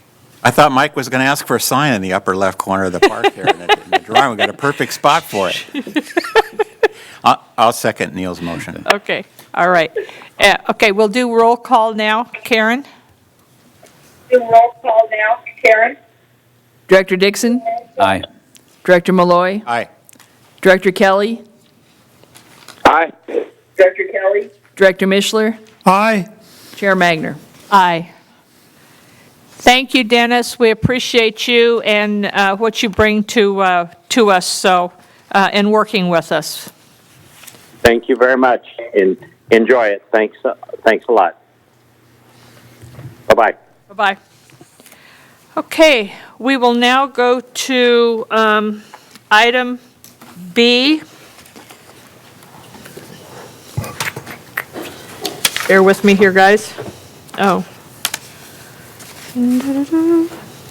All right, consideration and approval for a specific location for Miracle League Field to be located at Freedom Park.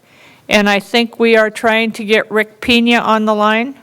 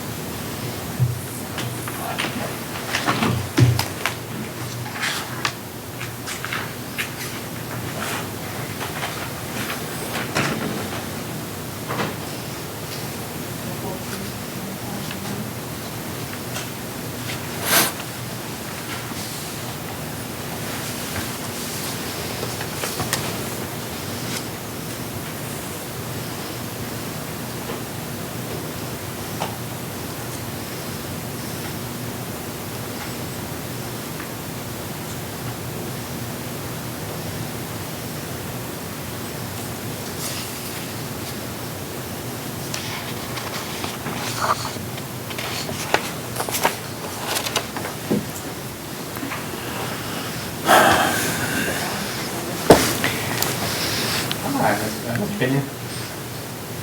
This is Anthony from Park District. We've been doing the house mics here just a second.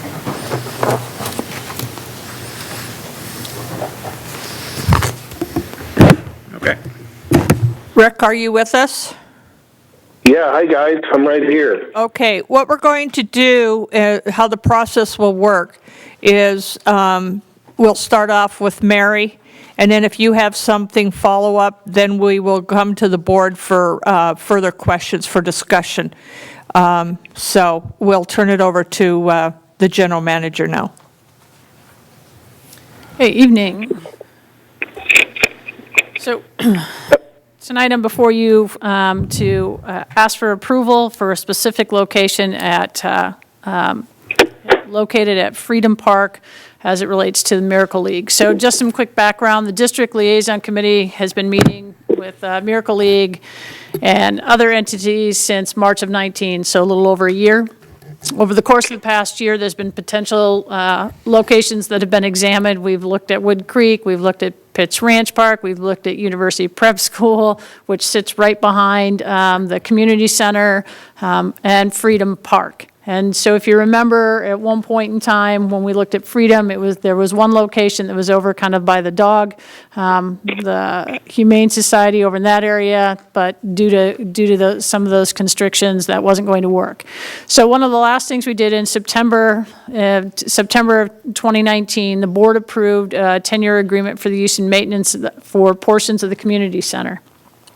So we thought that Miracle League was going to be at the University Prep School and that they would be using a portion of our facilities. However, we met with the PVSD Liaison Committee on October 3rd, and it was determined by PVSD that University Prep Charter School wasn't a viable site. So with that, on January 30th, Director Magner appointed an ad hoc committee to explore potential options, and so since then, the ad hoc committee met on September 9th, and so we're going to kind of walk through what some of this looks like. So just so everybody knows, what you have on the screen is the current master plan, which was developed, I believe, in about 2009, 10, somewhere back in there. So as you're looking at that, just so everybody's same reference point, these fields have been built. This is the Veterans Field, and these are the two newest fields that have been built. So as part of the master plan, that portion of the master plan has been built. This area here has not changed, so this has not been built. These have not been built, and this area has not been reconfigured. So with that being said, the area that we are actually talking about tonight would be the specific area as part of the master plan, which would have been the Pinto Field, which is on the easterly end. The parks office sits here, so this is the area specifically that we're looking at. So to kind of further, so everybody, once again, that's kind of part of the master plan. That would be the change to the master plan. So the current layout right now in the specific area is on the east end and specifically on the southeast corner in this area right here that we are specifically talking about tonight. So with that, we've been having conversations with Miracle League and the space and what they need, and then also having a conversation with Pony Baseball, knowing that it affects them, and then with the ad hoc committee. So as part of this, one of the things that everybody looked at is what kind of field space would each agency and organization need. So looking at Miracle League, and just know these are not to scale, so this is as we're working through this. So the top one, instead of that entire area as part of the master plan was supposed to be a Pinto, the idea would be to shift and have a Shetland field, which is smaller. It's 125 feet from foul lines, 175 feet from pretty much from the home plate to center. And then you look at the Miracle League, which is 115 feet and then 150 to center with a 15-foot backstop. So as we looked out there, there is enough space for both to be able to put in a potential Shetland field as well as a Miracle League field. So with that, just once again, looking at some drawings right here, you'll notice what we did is we looked at if the position was in this direction, from here out to here is about 115, and then or 135, and then you have 115 from here to here. So it just kind of shows you kind of what that would look like in those particular positions. Once again, kind of lining that up, what that would look like, about 100, 115, 115, and then 150. And then the Shetland field, 175, 125, 125. So, should the board agree to allow Miracle League that specific space for a field, the ad hoc committee would continue to meet with Miracle League. We need to talk about what a construction agreement would look like, what a use agreement would look like, and any of those future agreements would be brought back before the full board for consideration. So tonight, literally, it just is talking about whether that space, whether the board is willing to look at that particular space and allocate that space, and then to look at, future, what that would look like for construction and/or use agreement. Okay. Just a minute, Rick. Director Mishler, what's your question? I just had a clarification question, Mary. Yep. Back on your diagrams, that one's good, just stay there. Yep. Because in the original master plan, of course, don't go there, just stay here, that sidewalk and parking lot that we see on this aerial photograph was going to be removed. Correct. On the original master plan. Correct. I just want to confirm that what you have up here shows the sidewalk and the parking lot remaining. That is correct. So that's going to remain. We're not overlapping into the sidewalk or the parking lot with this new proposal. That's correct. Okay, thank you. Okay. Rick, do you have any comments, or do you want to hear the discussion and then I'll come back to you? Yeah, no, I'm fine. I mean, the only thing that I noticed on the field, and we've discussed this, is we probably won't go all the way to 150 in dead center. We'll be a little more rounded. It'll be 115 all the way around. Probably go to 125, and we'll work with Pony on that as we get deeper into it. And, of course, you guys. Okay. All right. Okay. Director Malloy? Yeah, you'll notice that there's a large group of trees there at the bottom. And the Miracle League field is it uses artificial surface, a rubberized surface. So those trees are going to have to come out because those trees will make a mess of an artificial surface. So they're going to have to come out anyway. And that actually gives us some more space for their area around the field. And they would like to put a sound wall up, or barrier wall, because quite a bit of wind comes whipping off that farm there too. So they're going to be sort of tucked over in the corner in their own little space there. And of course, just to the right of that sidewalk that you see, there's where the restrooms are. So they have restrooms handy, and we'll have handicap parking near for them, and it's really going to work out to be a terrific spot for them.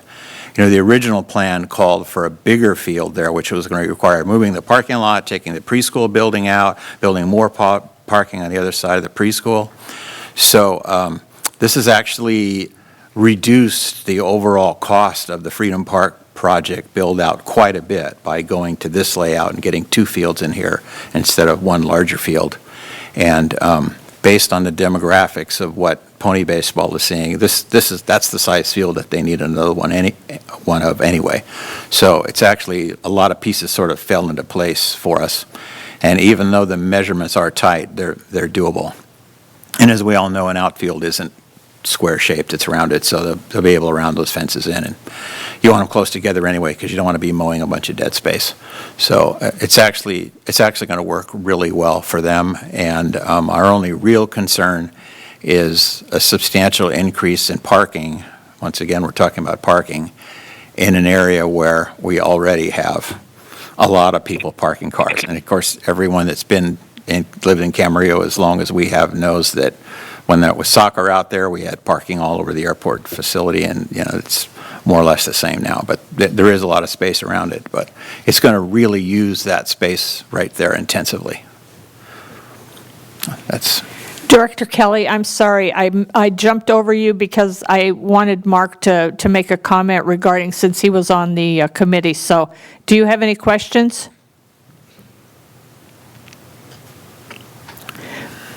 Director Kelly? Can you hear me? No, now I can hear you. Okay. I just have one concern or question. Is Pony totally on board with this? Answer. So there's no conflicts? Director, we actually had a conversation with Pony Baseball to make sure that space would be doable. And I think as Director Malloy just mentioned, that one of the age groups that they're seeing is the Shetland. And so this actually plays into that. As part of the master plan, there's also still on the other side of this area, there's still area to do a Pinto or another size field, so there's still that opportunity. So talking to Pony, I think this does work well for what their needs are currently, and looking in probably the next at least 5 to 7 years. Okay, so it sounds like everybody's good. Correct. So at the next meeting, we won't have a bunch of people in the audience complaining about what we've done. So the fact that this was able to be worked out among everybody is great, and I like the location. I think it's great. I got no problem with it. Director Mishler?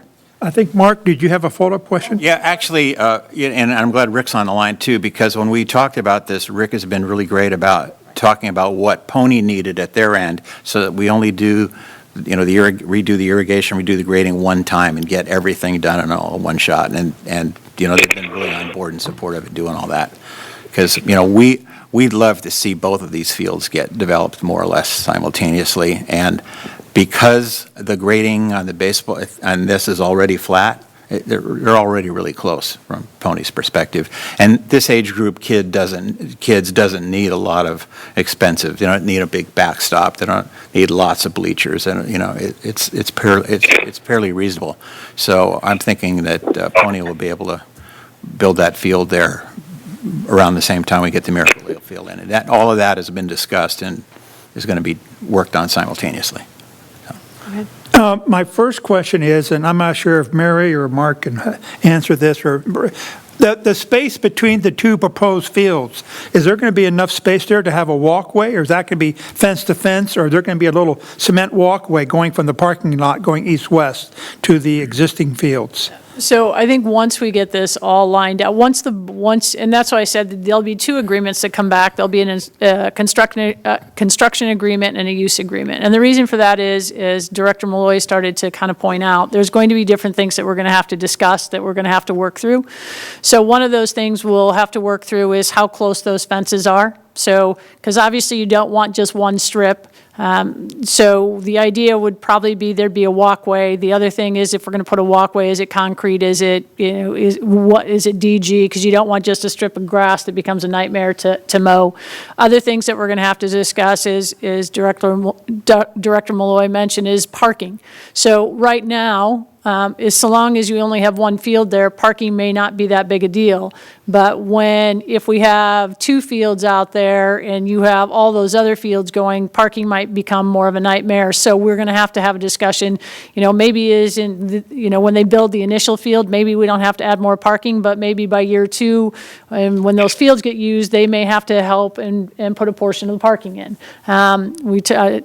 He also mentioned, when you look at the grading, because as everybody knows, the grading out there is important. And we have to look at, if they have an artificial turf, well, where's all that water going to go and where's it going to drain? So all those things will come back before the board as we're working this out through the construction and what those look like. But all of those, as we've been having discussions with Miracle League, all of those things are on the table that we need to discuss and work through. And that's the reason tonight, just looking at the space initially, and then to work out all of those details, because there will be a lot of details in which we need to work through. The next question I have is the Miracle League going to have games at night, or they're not going to have any night lights, is my next question, on their field? Right now, there weren't any plans to put lights out there. I know the last time, and I'm going to defer to Rick to answer this, but the last time when we got just a roundabout quote from, and I'm going to look at Bob to see if if I'm correct, but last time we asked Musco to see what it would be like to put lights up in that area. I think the rough amount to put lights down at that end was over $500,000. I'm sorry, that for both those fields? That would be for that entire quadrant, because if you put lights up, it would be for that quadrant, because right now, those other two fields don't have lights, so to put up lights for that entire quadrant would be about $500,000. Okay. And then I just want to make, again, I like the proposal and the idea. I'm happy everybody was able to work together on this. Like Kelly mentioned, Director Kelly mentioned, so I'm in favor of that. I'm happy with everything I see. I just also want to make sure that we talk about lights for the parking lot out there as we go forward in time, to make sure we have enough lights also on the parking lot to cover that.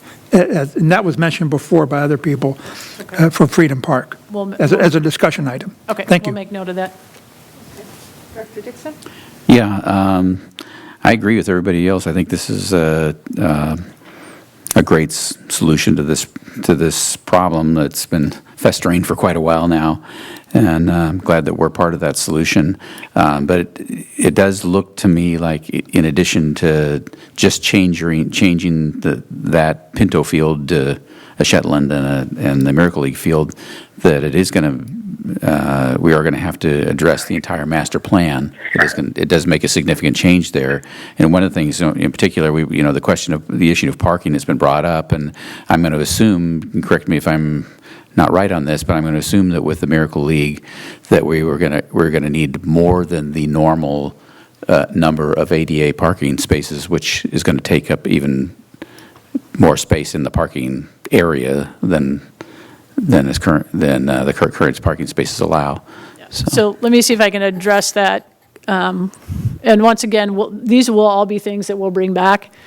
But as you look at, I just put the current layout of what it looks like out there. So you've got this parking, and so just so everybody knows, and we've also met with Jay, who has been the architect designer on this whole project, because he was, part of this is making sure that we don't design something and then all of a sudden there's other issues.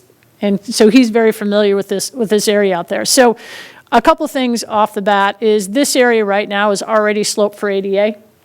So depending on if we put two fields in here, let's say Pony builds this one right away and we have Miracle League here, or we just build this, let's say we just build this one for Miracle League and this one isn't up for like a year or so. One of the things that potentially we could do, and haven't had a full discussion with Rick on this, but these could all be temporarily ADA. The thing that would have to happen is the curb would have to come out, but we could do temporary ADA, which then would mean if they're using the fields on Saturday, you could put temporary ADA and stripe them for that. And then on Sunday, if there's leagues and other things that are going out there, you could remove those. The other thing, you've got this whole space over here. So this space on this side is all grass. So the other thing potentially we could do is look at this and put parking over in this area to add a little bit more parking over here. So we don't have to take all this out. We've had a conversation initially with county. There's a drain that sits in this area here. So instead of doing, because that will cost a whole lot of money, and I'm not sure that they would approve that because it is a drain. So one of the things that we could potentially do on this side is, if we're, once again, this isn't really usable space for, well, I shouldn't say usable. One of the things right now is we don't use this space very often. So one of the things potentially we could do is put cutouts. Come on. We could put a cutout here, a cutout here, and then just put rock down here and then line this. So that could be some overflow parking as well. So there are some opportunities out there that we can do some stuff that may not cost us a lot of money. But once again, that would be, we'd work through some of those issues as we're working with Miracle League, as we're seeing some of these things come up, but trying to look at these as we're doing this project, so that way it doesn't become so it doesn't become a burden that neither one of these end up happening. So we're trying to look at those in potential stages or phases. Yeah. Rick, I don't have any other questions since I was on the ad hoc, but do you have any more comments before I ask for a motion? Oh, Director Kelly, excuse me a minute. Director Kelly, did you have any further questions? No, I don't. Okay. So, Rick, do you have anything you'd like to say before I ask for the motion? No, well, I know we discussed helping out with the parking, and that is something that we are willing to put into our budget to, obviously take our end of the deal on some of the parking and help out wherever needed. We'll talk further with that with Mary down the road, but I just want to let you know that is something that we've already discussed and we're open to helping out with. And of course, maybe even putting the concrete out there in between the two fields. That's something that we could make sure we take care of as well. Okay. All right. So do I have a motion to approve the proposed location site at Freedom Park for the Miracle League 805 field? So moved. Second. Karen, would you please take the roll? Director Malloy, Aye. Director Dixon, Aye. Director Kelly, Aye. Director Mishler, Aye. Chair Magner. Aye. Thank you. Thank you, Rick, for joining us. Thank you guys very much. I really appreciate it. All right. Are we good? Or do we need to? No, we're good. Okay. All right. So we will move on to C, consideration of design options for the new marquee at the community center. I believe we have Miss Jessica up, so it's all yours, ma'am.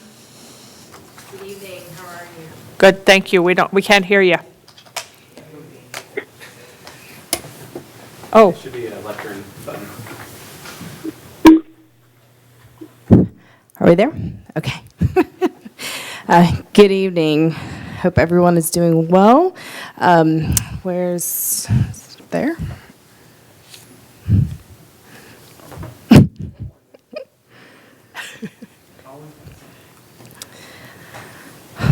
All right.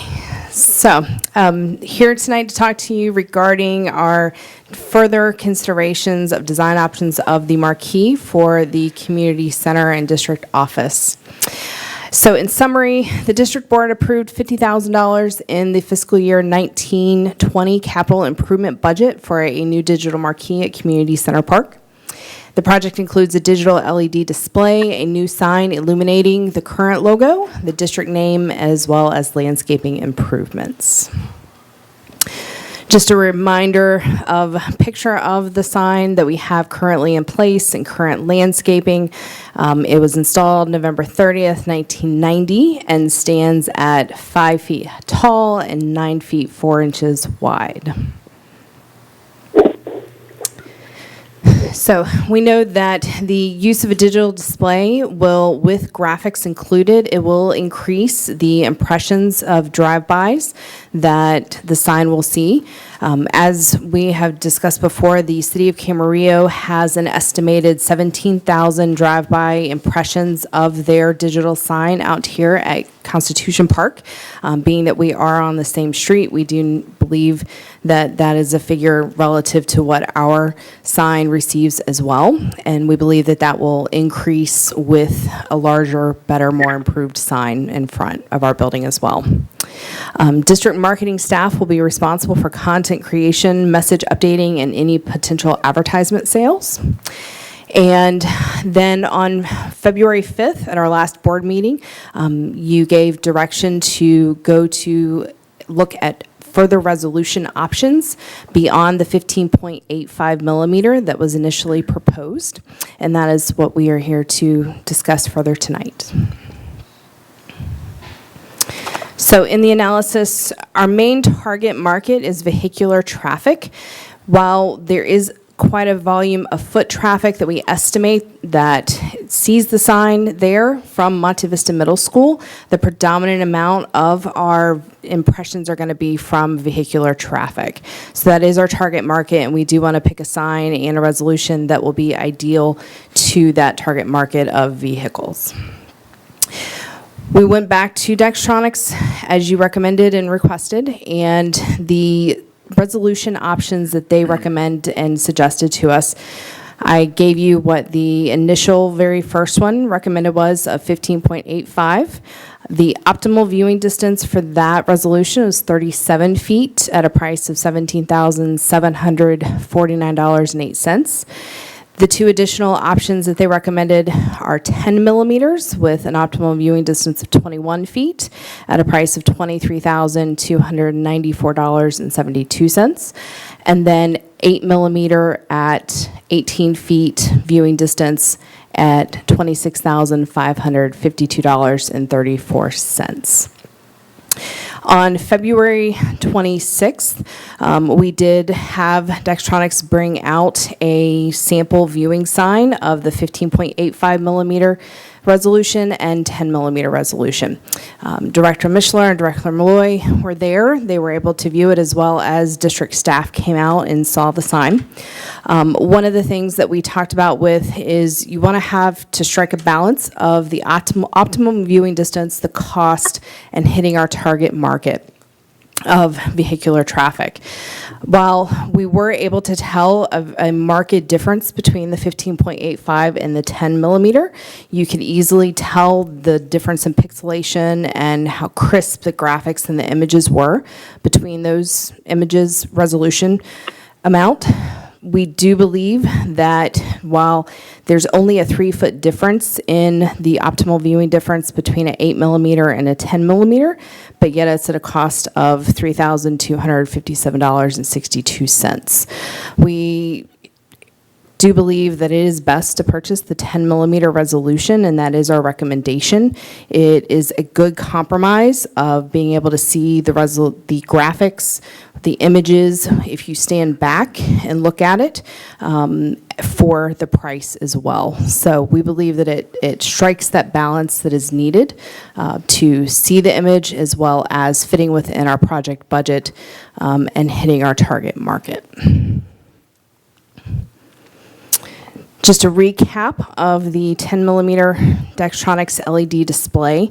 The height or the specs of the actual LED display, not the entire marquee, but the LED display, see the size, 3 feet 8 inches tall by 8 feet 1 inch wide. It has a 5-year warranty of parts, 1 year on-site labor. It does use a cellular data plan, and that is a one-time cost, so we don't have to worry about Wi-Fi. We don't have to worry about running any lines or connections to our building. None of those other challenges. As long as there is a cellular connection, our staff will be able to access and make changes and updates to the sign. The pricing for the single-sided of a 10 millimeter, $23,294.72. And Dextronics is also under a Sourcewell cooperative purchasing agreement that we would utilize. This is just a rendering from Custom Signs Incorporated, who would install the LED display within that nice district signage, and that signage also will be illuminated, whereas currently it is not at night. So folks will be able to drive by, see our district name, our district logo, as well as whatever images we have up. We also did, during the display, we were able to see a small amount of how dark it gets. So we were able to look and see and have that concern of neighbors being worried that it would be too bright or too light at night. It has amazing dimming capabilities. So we did have that concern. We asked those questions to make sure that we wouldn't have upset neighbors with that. The fiscal impact, as we mentioned, $50,000 was allocated for the budget. The bid for the signed 10 millimeter resolution, again, $23,294.72. And the bid for custom signs stayed the same as last at $17,642.07. Any residual funds would be set aside for city permits, landscaping enhancements, and any additional installation materials. So it is the staff recommendation to approve the recommended bids of Dextronics Incorporated through Sourcewell Cooperative Purchasing of a 10 millimeter single-sided LED Galaxy outdoor message display at $23,294.72, and custom signs for the single-sided cabinet, district signage, and installation services at $17,642.07 for a total project cost not to, and I do want to point out, not to exceed $50,000. That edit didn't get made. So, and that's my apologies for that. So not to exceed $50,000. All right. Director Kelly, are you ready with your questions? Yes. Okay, you have the floor. Obviously, we need this. All you have to do is drive by and see what the one we have now. It's a kind of a shanty-looking thing, you know. The cost is, you know, $50,000 is a lot of money. But I think we need this, and I'm for it. That's all I have. Okay. Director Malloy? Well, you know, I'm one of the ones that complain about this thing the most. And, you know, I remember complaining about our rec guide, how bad it was. I remember complaining about our website, how bad it was. And it took like a decade to fix each of those. And this one's gone longer. And, you know, Mike and I showed up for the demo. And you know, when you keep in mind that we buy one of these every 30 years, we try to look at it in terms of, you know, what is the standard today and what will be adequate for tomorrow. So we, you know, and it's, you know, everyone is so used to looking at an internet screen. So full screen graphics is, you know, the standard of what everybody expects to view, and that's not really possible with the baseline unit. It is quite good with this one. It's even better with the more expensive one, but it's plenty adequate with this one. By being closer together, you have more pixels to work with, and you end up with a better defined picture. My only problem with this is the timing of it is just horrible, because there's just too many financial questions that I have in my mind that doesn't make this the right time to spend $50,000 on this. I mean, we can approve doing it and work with the timing of when we do it based on when we're comfortable that, you know, we can afford to do all the things that we budgeted to do, but I'm really not comfortable with that right now. But I appreciate the work Jessica's done, and it's something we absolutely need. But I just think the timing of, you know, doing this in the month of April and May is not right. So that's all I have. Go ahead, Director. Yeah, Mike Mishler here. Yeah, I was out there along with Mark, and the 10 millimeter was great. It provides the type of graphic displays and imaging that we would want to do. It looks great. It would be, I think, something that marketing can actually use and do stuff with. That would give them plenty of flexibility to do all that stuff. Like Mark or somebody mentioned, it has a dimming, or it does have it's an automatic dimming sensor on there. So automatically, even if a cloud comes over from direct sunlight, even during the daytime, it will dim slightly. Then at night, of course, it dims too. So all that's done automatically. You don't need to program that or anything into it. And the graphics are great. The graphic system that we saw and stuff was nice. The one question I do have for the cost, obviously it's going to need an electrical power source. Do we already have an electrical power source there, Bob? Bob's shaking his head up and down, I guess. So we don't need to upgrade the existing power source. So, okay, so that's why, because I was looking at the cost components, and I didn't see anything there running new power or anything. But we're covered on that end. Okay, just want to make sure. Okay, good, thank you. And then I just want to follow up what Mark was saying. If we didn't have this virus impacting all of us, and staffing issues, and who knows what type of monies are coming in because we don't have programming and all those other types of things going on, I think what, it's like Mark said, I think everything here is great, and it's just a question of timing for the budget. And we don't, in my mind, I don't know what's going to happen over the next couple of months. None of us really know in terms of budget incomes and sources and issues. So I would recommend that we approve the design and concept, But this hold off, like Mark was saying, hold off on the initialization till we get our budget under control, know where we're going or something for the timing of this. Because we may need that, we may actually need that cash to pay employees and stuff later. So that's all I had. Thank you. Director Dixon? Yeah, two questions. One about the design of it. The part that has the Park District logo at the very top. That's not part of this. This is would that just be a fixed lighting behind the city or the Park District name and logo?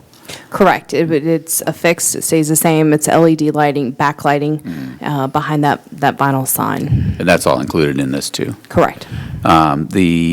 Just is thinking about the cost of it, it's because I think we probably all agree that this would certainly be a nice amenity to add, but I'm just wondering whether looking for potential ways to finance this is one. I wonder whether the foundation might be interested in this. And number two, is there any option for, is there any issue or any reason why we couldn't potentially sell some advertising on this to outside entities to generate revenue to help with the cost? And the other consideration in this is, this is hard to measure and whether there necessarily be any real value in this, but if we are able to significantly improve promotion of, once we get up and running with programs again, if we can significantly improve the promotion of those, maybe we generate some additional revenue by drawing more attention to the programs that we have. So I don't know whether the foundation question is even anything you'd want to answer right now. That's up to the foundation to discuss that. But the question of advertising, is that an option? Yes, actually, I'm not going to answer the foundation because I can't speak for the foundation. But I can say that one of the things with this is that we would be looking at doing advertising and such.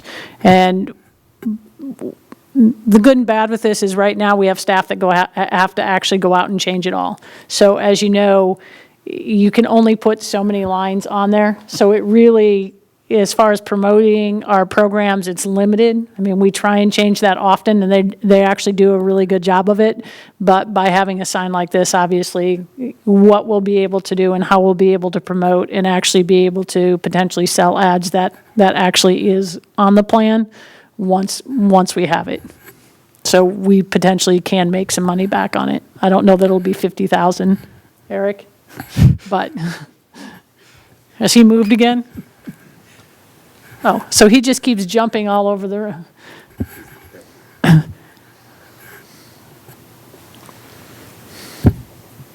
If he can generate $50,000 a year in advertising, he can have 5 of these. Can I get that in writing? Show me the 50,000, and we'll talk about the next 4. Challenge accepted, Director. Good. Good evening, Eric Story, Recreation Services Manager, to your point, Director. The intent on this is, if approved and when approved, when built and when designed and all that, we would be doing advertising much like we do with the activity guide right now. We have a rate sheet that outlines what they get, how long it would run for, specs and all that.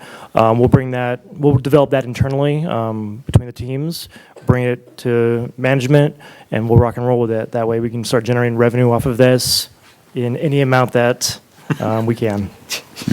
Any way of making any projections on that at all? No.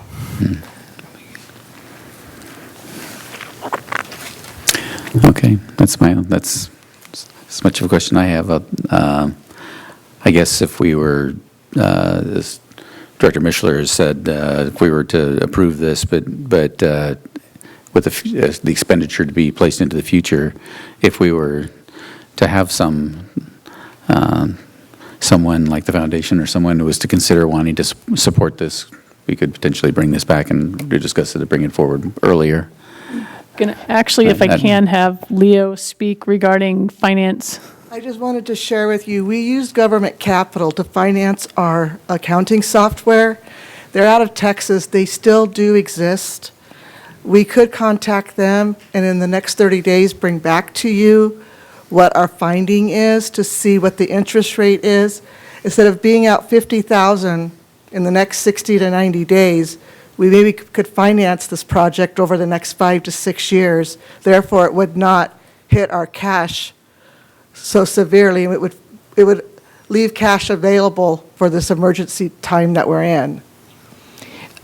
Leo, would the Finance Corps, would they possibly finance something like this? That's another option we can visit and bring back to you. Yeah, I didn't know if they would do Government it. capital is just my most familiar because I used them recent, or 5 years ago. But we could also check out to see what Government Corps is offering and seeing about interest rates, payback, that type of thing, if the board's interested. CSDA, as another option, CSDA actually has another one that they're looking at, I can't think of the name of, trans something, which actually is looking at to be able to float or loan districts, because they realize that most districts get property tax. And so that, or if you're looking at fees, so like, say for right now, water, if you have a water district and they're getting their fees, but yet people can't pay their water. So what they're looking at is actually to see if there's some potential bridge loans out there as well. So we can bring those back if everybody is still interested in this project with some potential options if you'd like. You read my mind, because I was just going to ask you, what about that other one that they were talking about? So, okay, so what you're saying, let me ask Jessica a quick second. Do we know how long this price is good for? So basically 90 days is the general ballpark. But I have spoken with Bob, and he said to let him know the outcome of tonight's meeting and that we would discuss. They do understand the context of the time that we're in. So I wasn't given a hard and fast, but I was given there's some understanding, so. Can I just make one more comment? Yeah. Yeah. Considering what potentially may be happening with the economy is this prices on something like this may become more negotiable as time goes by rather than going up. So. Yeah, that's what I was kind of wondering if that would be. Personally, I think it's a great idea, and I think we should possibly approve it as the concept and design, and then have you come back with some funding options. And I think, too, we would probably have a better idea, maybe in May or June. We're going to know a lot 30 days from now. A lot more than we know Yeah, tonight. So. and I think that would be a really great idea, and then that allows you to give some feedback to the companies and say, okay, this is what we're looking at, and since they do understand what's going on, that maybe they would say, okay, we'll keep it right there for right now, and things, and we can look at some funding options. Okay. Yeah, so. I'm happy to do that. Okay, so do I have a motion of some type? Director Kelly, do you have any other questions?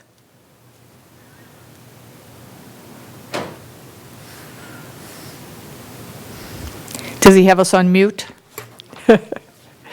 Fell asleep. Bob? Okay, we'll move forward. Go ahead. Can you hear me? Now we can hear you. I think you were on mute. Okay. I don't know. I've got a lot of electronics I'm trying to work with here. My question is, these financial institutions from which we would be considering loans, what are the present interest rates from those institutions? Do we know? Director Kelly, this is for instance, Leo. for 50,000. I do not know. This is Leo. I do not know that off the top of my head. I'm assuming just due to the interest that we're earning on our investments that they've dropped significantly over the last 30 days. But again, we can bring that back to the board in May, at the May meeting. Well, because I was just thinking that if the interest rate is practically nil, then we would basically be borrowing money that doesn't really cost us anything. I'm not for borrowing money. I generally don't like the idea. I know we have to do it from time to time. But the only negative I had about this particular item was the $50,000 cost anyway. So if the other board members are not comfortable spending the money, even by way of a very low interest loan, then I certainly would go along with that. So that's all I had to say. Mark, did you? You know, I would expect that the interest rate is low enough that the carrying cost could be more than offset by the advertising revenue. So sooner rather than later would probably work out, but we should give staff a month to figure that out. But I'm completely comfortable with the project as proposed. It's just a matter of figuring out the finances. So rather than a motion, should we just direct staff to? Mary, do you had something?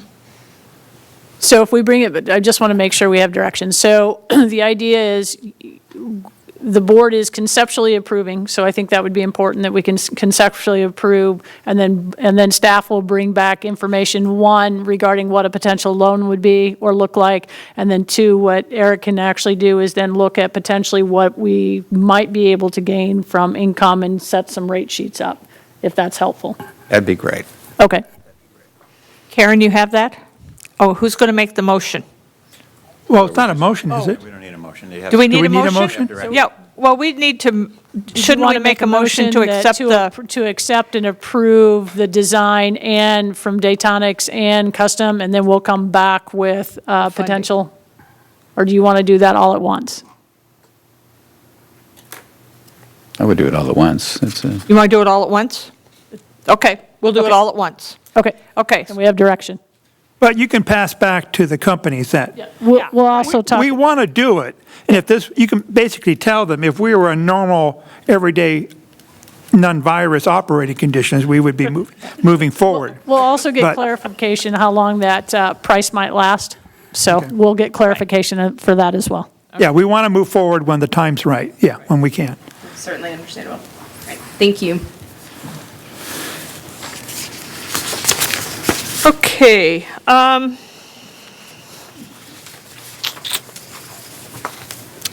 D, approval of resolution number 648, authorizing the general manager to apply for technical assistance through the California Energy Commission Partnership Program.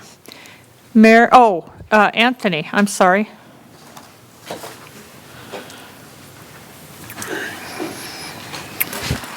Does say GM up there, but not yet.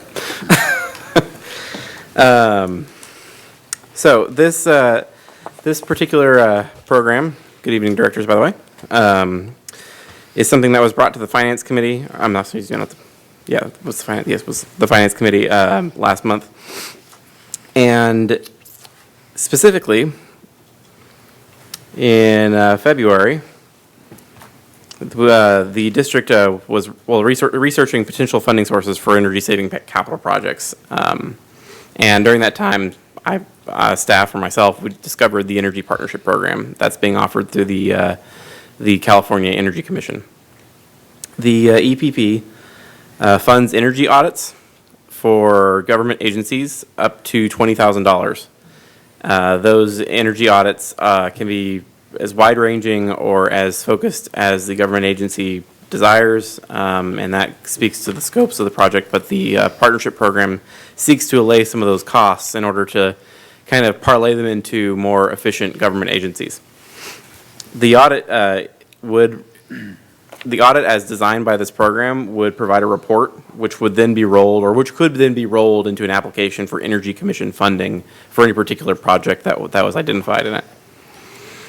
So in February of 2020, the district installed LED lights at the Springville tennis courts, and since that time, we have estimated that the total kilowatt hour usage at those tennis courts has been approximately halved for the evening hours in which they're on. The success of that particular project really kind of speaks to the potential of other projects around the district. And if there are other ways to fund those projects, then the staff was looking into different options. So, the Energy Conservation Assistance Act, which is what enabled the EPP, is what the staff kind of discovered. So this includes the audits that we're discussing tonight to see where funds would be most effective. So the Springfield tennis courts obviously was a good test case. So staff put some time and thought into what other potential high impact areas the district would have if we were to apply this on a more district-wide basis. So the community center offices were obviously one area. They're besides the lights at our sports fields, that is the highest energy usage area and the most energy intensive area in the district. District-wide small lights such as walkways, parking lot lights, things along those lines, things that you won't necessarily think of when you immediately look at a park. And or large light sources. This is something that the Finance Committee recommended, large light sources not on reduced rates. So for example, the Pleasant Valley Fields lights are on agricultural rates. So while it might behoove us eventually to change those to a more efficient lighting system, we're already receiving a reduced rate. We're paying less in utilities than we would normally be. So potentially it would be money more well spent if we looked somewhere else. And also at the community center and other buildings are large air chillers or HVAC. The large units are called air chillers. I didn't know that until I started looking at this project actually. So essentially, what this program does is that when the district or the government agency in question determines a scope with a contractor, the contractor would then return with a quote as to what the cost of that audit would be. If we can determine a scope below $20,000, the state would cover the entire cost of it. So the fiscal impact of the district, if the scope stays within that $20,000 limit, would be zero. There would be no fiscal impact on the district. So staff's recommendation is that the board approve Resolution 648, authorizing the general manager to apply for technical assistance through the California Energy Commission Energy Partnership Program. Okay, Director Kelly, you got questions? No, I don't have any questions. Okay, Director Malloy? Director Mishler? None. Director Dixon? No, this is kind of a no-brainer, no? Well, that's what I thought. It was a no-brainer. So may I get a motion, please? I'll make a motion to adopt Resolution 648. Second. Karen, please. Director Mishler, Aye. Director Dixon, Aye. Director Kelly, Aye. Director Malloy, Aye. Chair Magner. Aye. Thank you. We like things that have no cost up front, so. And Anthony, you did not know that this was going to be a learning experience for, what do you call them? Building chillers or what? Oh, yeah. Air chillers. Air chillers, okay. I didn't know either, too, so. Okay, we will move on to 7, informational items. The first item I'm going to do is, we need a ad hoc committee for the developer impact RFP, and so I'm going to appoint Director Malloy and myself to that, just to move forward. I think that'll be a really short ad hoc, so we can move and get that taken care of. So Mary will have staff get a hold of us, and we'll move forward. Is that correct, Mary? Okay. All right. The second part of that is I think that the staff is doing such a fantastic job under Mary's guidance to kind of work our way through this complicated time that none of us have ever been through, and hope never to have to go through again. But I think we're only at the very beginning of it, and I hate to say it that I foresee it to be going on for some time. But with Mary's guidance, I think that we as a district are going to be able to get through this. I would like to say to the people, our users of our parks and things, please, please pay attention to closure signs and things. We don't want to close them, but if you cannot exercise the physical distancing of 6 feet, then you leave us no option other than to close those areas. So we don't like to close them, but today, again, we had to close some more items. So please, don't make us close other things. We still have things open, and we really don't want to be closing anything else. So I believe that Mary and staff are using social media effectively to get the information out to people, and just request that the public adhere to that. So, okay. On to B, which is Ventura County Special Districts Association. The meeting was scheduled for next Tuesday. It has been canceled. So we'll see what happens in June. At this point, there's nothing been scheduled, so that's on hold. California Special Districts Association, we're moving forward with the legislative bodies being on recess until the 19th of April. We've been doing some background stuff. I think Mary and a couple of the feedback, the directors on feedback committees have been getting feedback back to CSDA. We had a board meeting last Friday, which was a webinar. We're not traveling it right now. So we did a webinar, which, like this, was a real learning experience for all of us. When you get 18 people in a room with 12, or not in a room, but on the phone with 12 staff members, it was quite a thing. So they have made a change with legislative days. Legislative days is scheduled for May, and that is the time that we usually Mary and I travel up to Sacramento, and we meet with the legislative representatives from our area.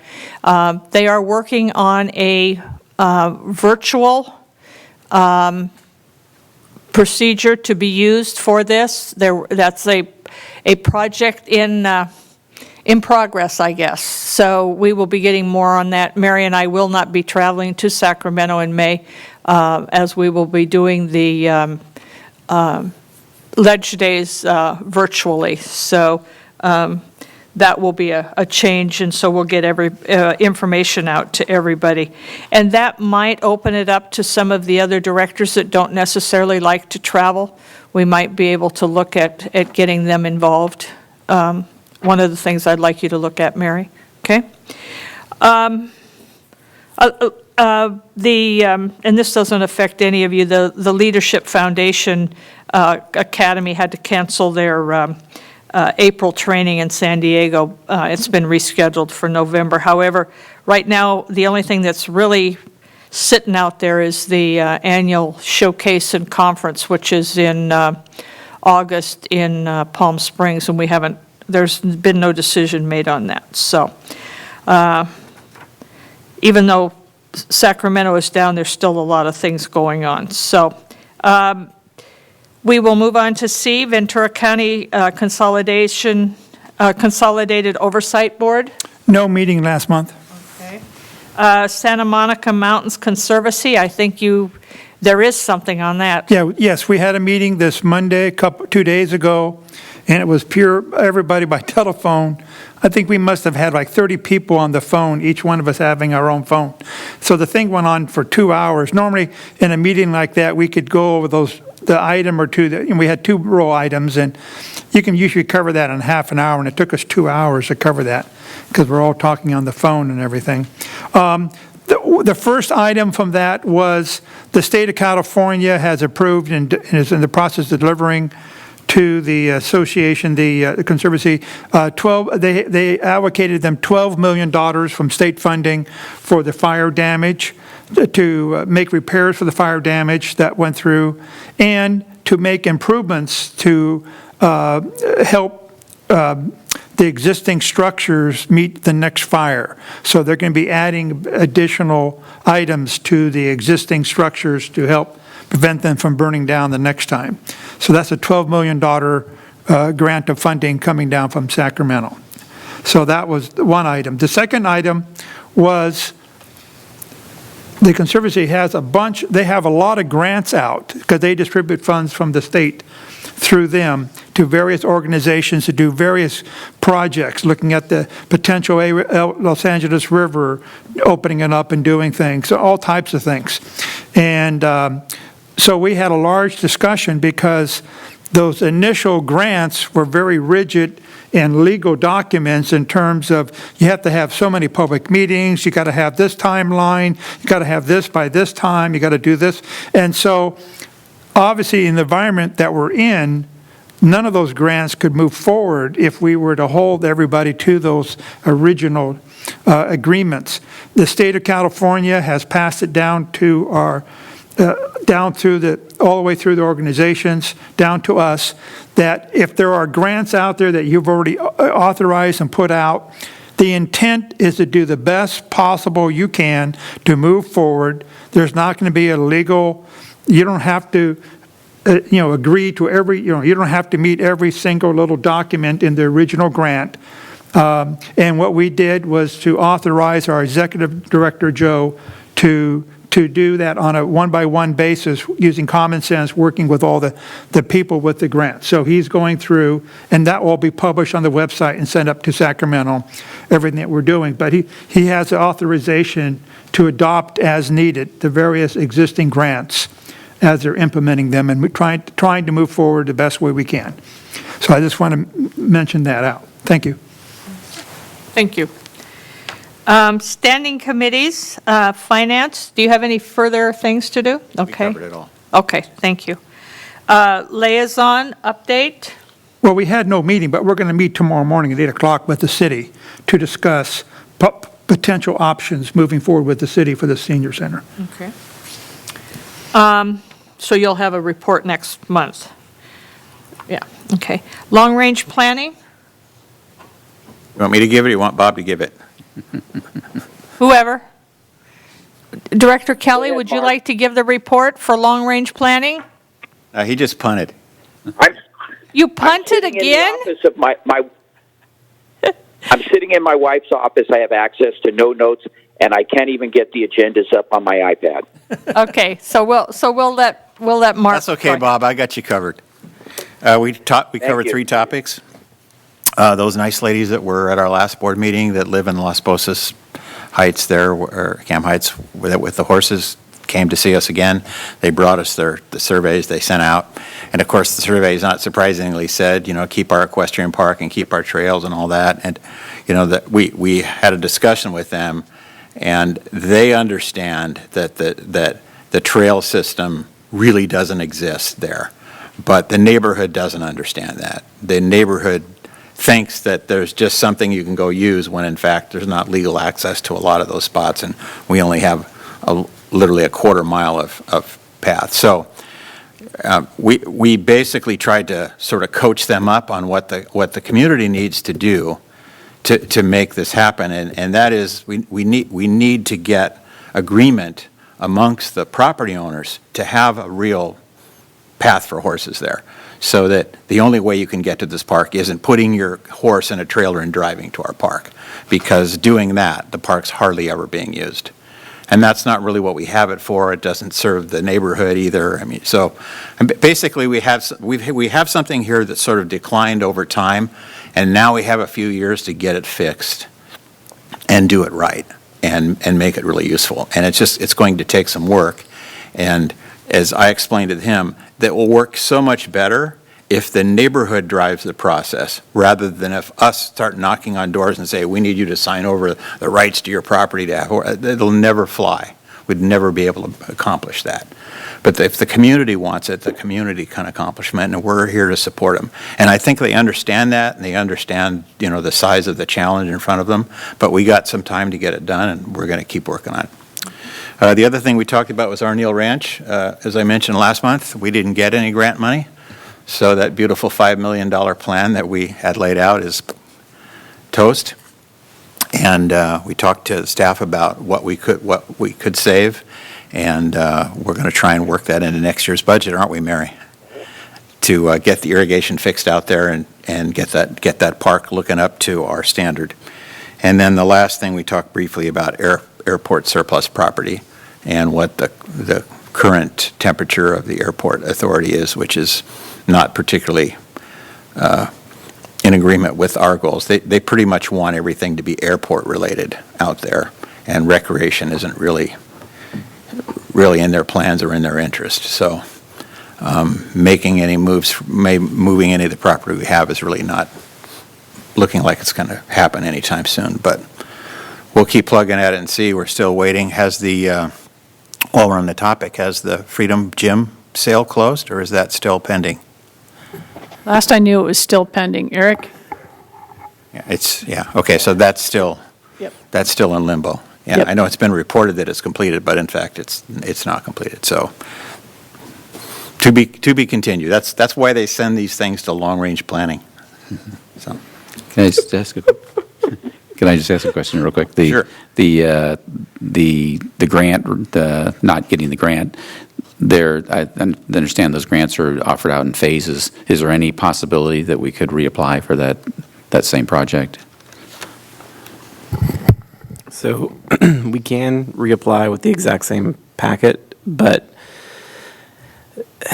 in not so many words, essentially in the discussion with our grant, with our sector liaison, basically it was the challenges to your application weren't challenges that the district staff can overcome. It's intrinsic to the community, part of the reason why you didn't get funded. So it wasn't so many things that she said that you shouldn't apply. It was more so that probably this one wouldn't fly again if you just repackaged it and sent it back. Intrinsic in that the income of the area is too high? So. Sure. Yeah. Well, I think it was that, and then the park acreage. Yeah, so that's a good point. Park acreage at that Arneal Ranch, we thought and staff anticipated was going to be on the lower end statewide. Mm-hmm. It was 1.19 acres per 1,000 people in that half-mile radius, which they were looking for things under 3. So we thought that was a pretty decent number. Well, as it turns out, that was actually towards the higher end of the applications. All right. Okay. All right. Well, good shot. We now have a working document, I guess, if we ever get any money. So, personnel, Director Kelly, do you want me to take that? I have the same excuse. Okay. I have nothing. I like to hear your excuse. Hey, we met, and we are moving forward with some job descriptions, changes and things, and they'll be coming through probably part of the budget, and then we will look at them later on in the year. So nothing right at this point, just kind of items in action, in progress. So, okay. Policy, we met last week, and we looked at our goals for 2020, calendar year 2020, and it appears that we have our plate full, and I think we'll be meeting monthly to accomplish some of the things so that we can get some policies before the board to vote on. So Director Dixon and I met with staff, and I think that's where we're headed. Anything you want to add? No, we have set our own personal goal to try and get a policy developed for scheduling and management of tournaments by September. So yeah. I've actually set it on the record now, so that puts more pressure on us. Okay. So that's the scary part. Okay. Ad hoc committee, Miracle League. I think we right now we've taken care of what was on our plate for that, so we'll move forward. Foundation for Pleasant Valley Recreation and Parks. The annual party for the parks has been delayed because this would be about the time we would be doing our marketing and things, and we didn't believe that this was the best timing for marketing. So we have some plans in place, and so we'll be prepared to go when we're ready.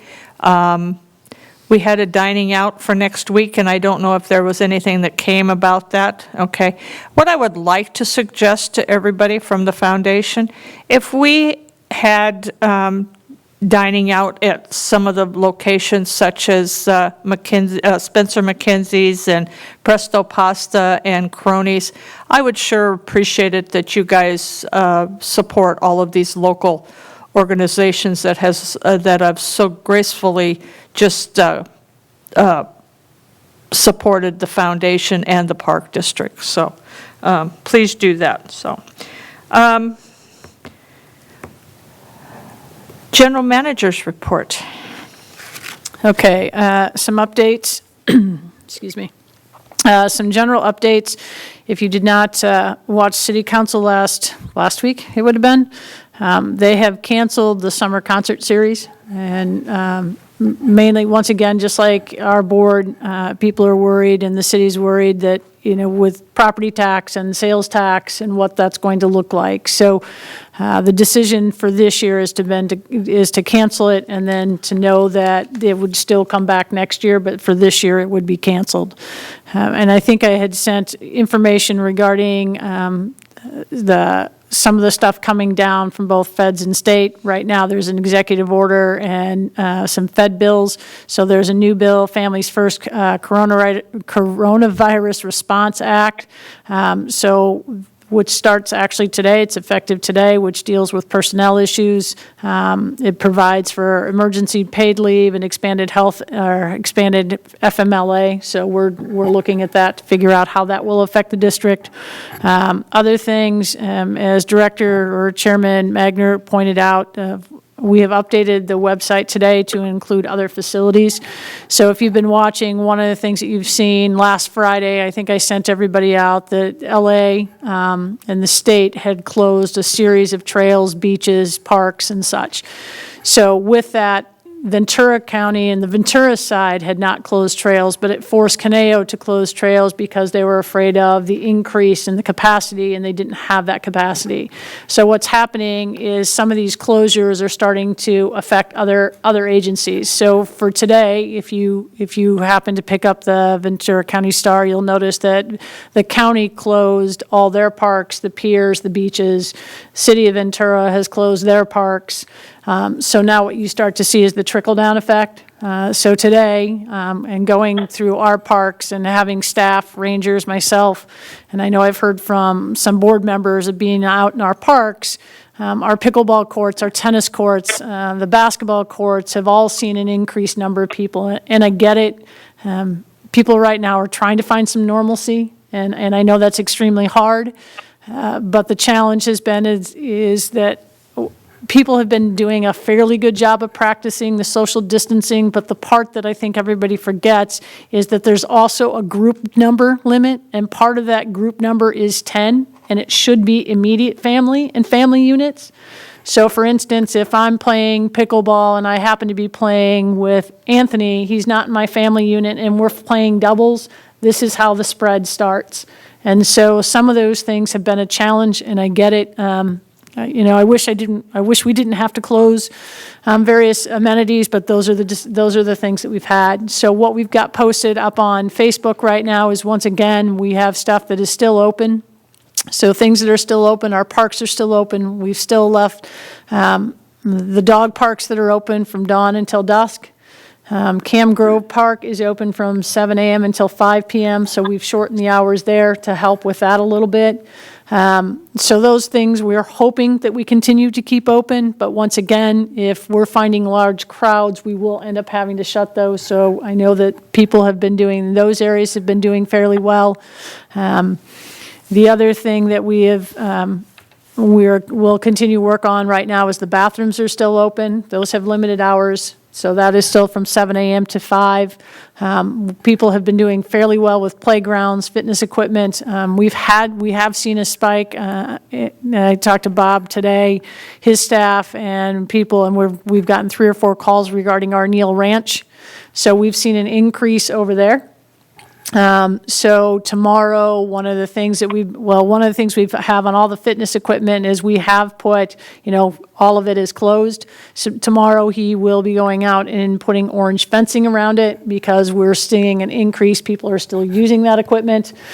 So those are some things that you will start to see.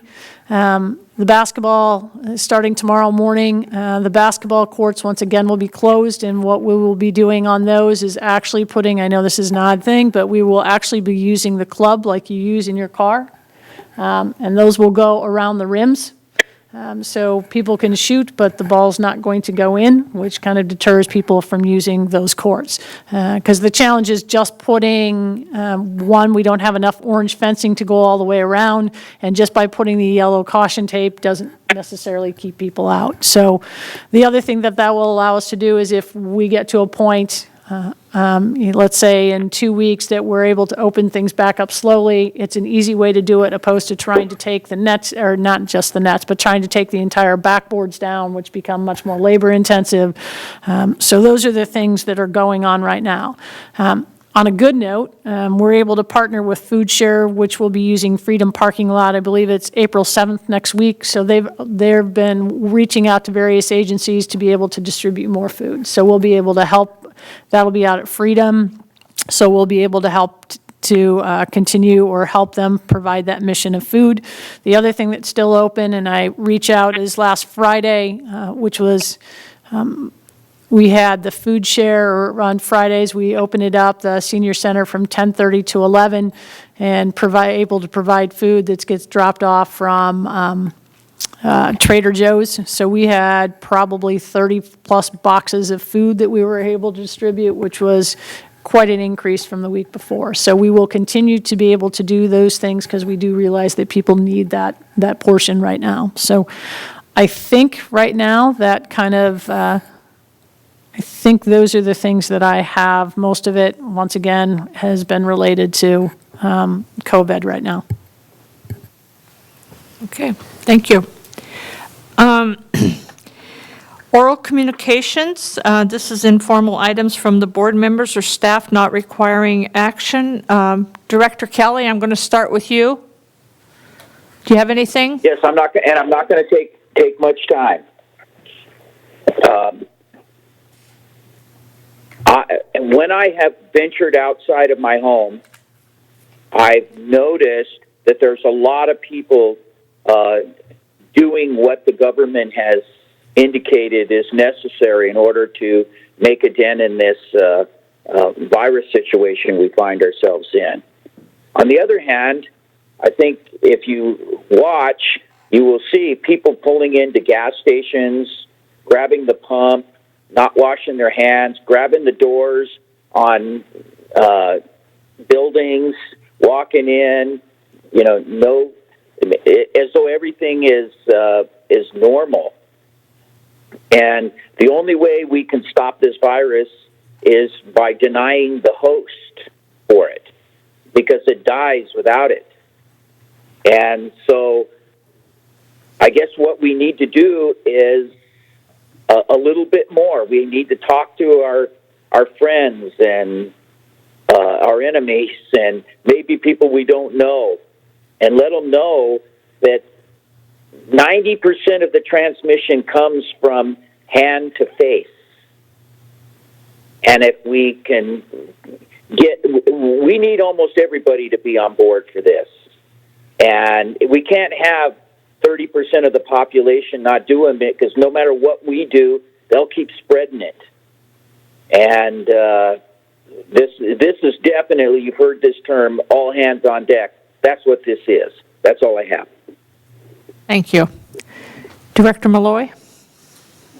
Yeah, I'm really glad to hear that Springville Dog Park is not on the closed parks list, because that's one of the treasures of our system. And I hope that people watching this tonight and reading about this on Facebook and seeing our posts on Twitter and Facebook realize that when we see behaviors that are not safe, we're going to close the park. So if they want the dog park to stay open, everybody needs to behave. Everyone needs to separate. No more than one person on a bench unless it's a family member.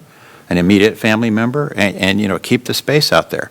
The park's in beautiful shape. The rain and the work that the staff did, it's in terrific shape. But people need to keep their distancing, or we got to shut it down. I think I set the record for meetings last month. I had a regular board meeting on the 4th, the Rancho ad hoc on the 5th, the Miracle League on the 9th, long-range planning on the 10th, finance on the 18th, special meeting on the 20th, and two trips a day or so to the dog park and other parks to see what's going on. The only thing I have on my calendar for next month is finance on the 15th. Now that I'm not playing golf, my calendar's wide open. But now that you've signed me up for another committee, I guess I'll have more meetings to go. All the golf courses in the area are closed, including the private clubs. However, golf courses are open in 29 states, and there's actually quite a few of them that were shut down that are reopening with a lot of restrictions in place. Only one golfer per cart, and all the rakes and the ball washers are taken out, so there's no things people commonly touch. And somebody invented this cute little thing that fits in the putting cup, so that when your ball goes in the cup, it doesn't go down so far that you can't get to it without touching the flag. So you can get your ball out without touching anything else. So there's some pieces put in place, but the scale of this thing and the fear of overwhelming our healthcare system is so great now that taking the conservative approach is the right thing. But I think what we'll see over the next month or so, we'll start seeing some relaxing of some of these things, and hopefully recreation's at the front end of that, but we'll see. That's all I have. Mike?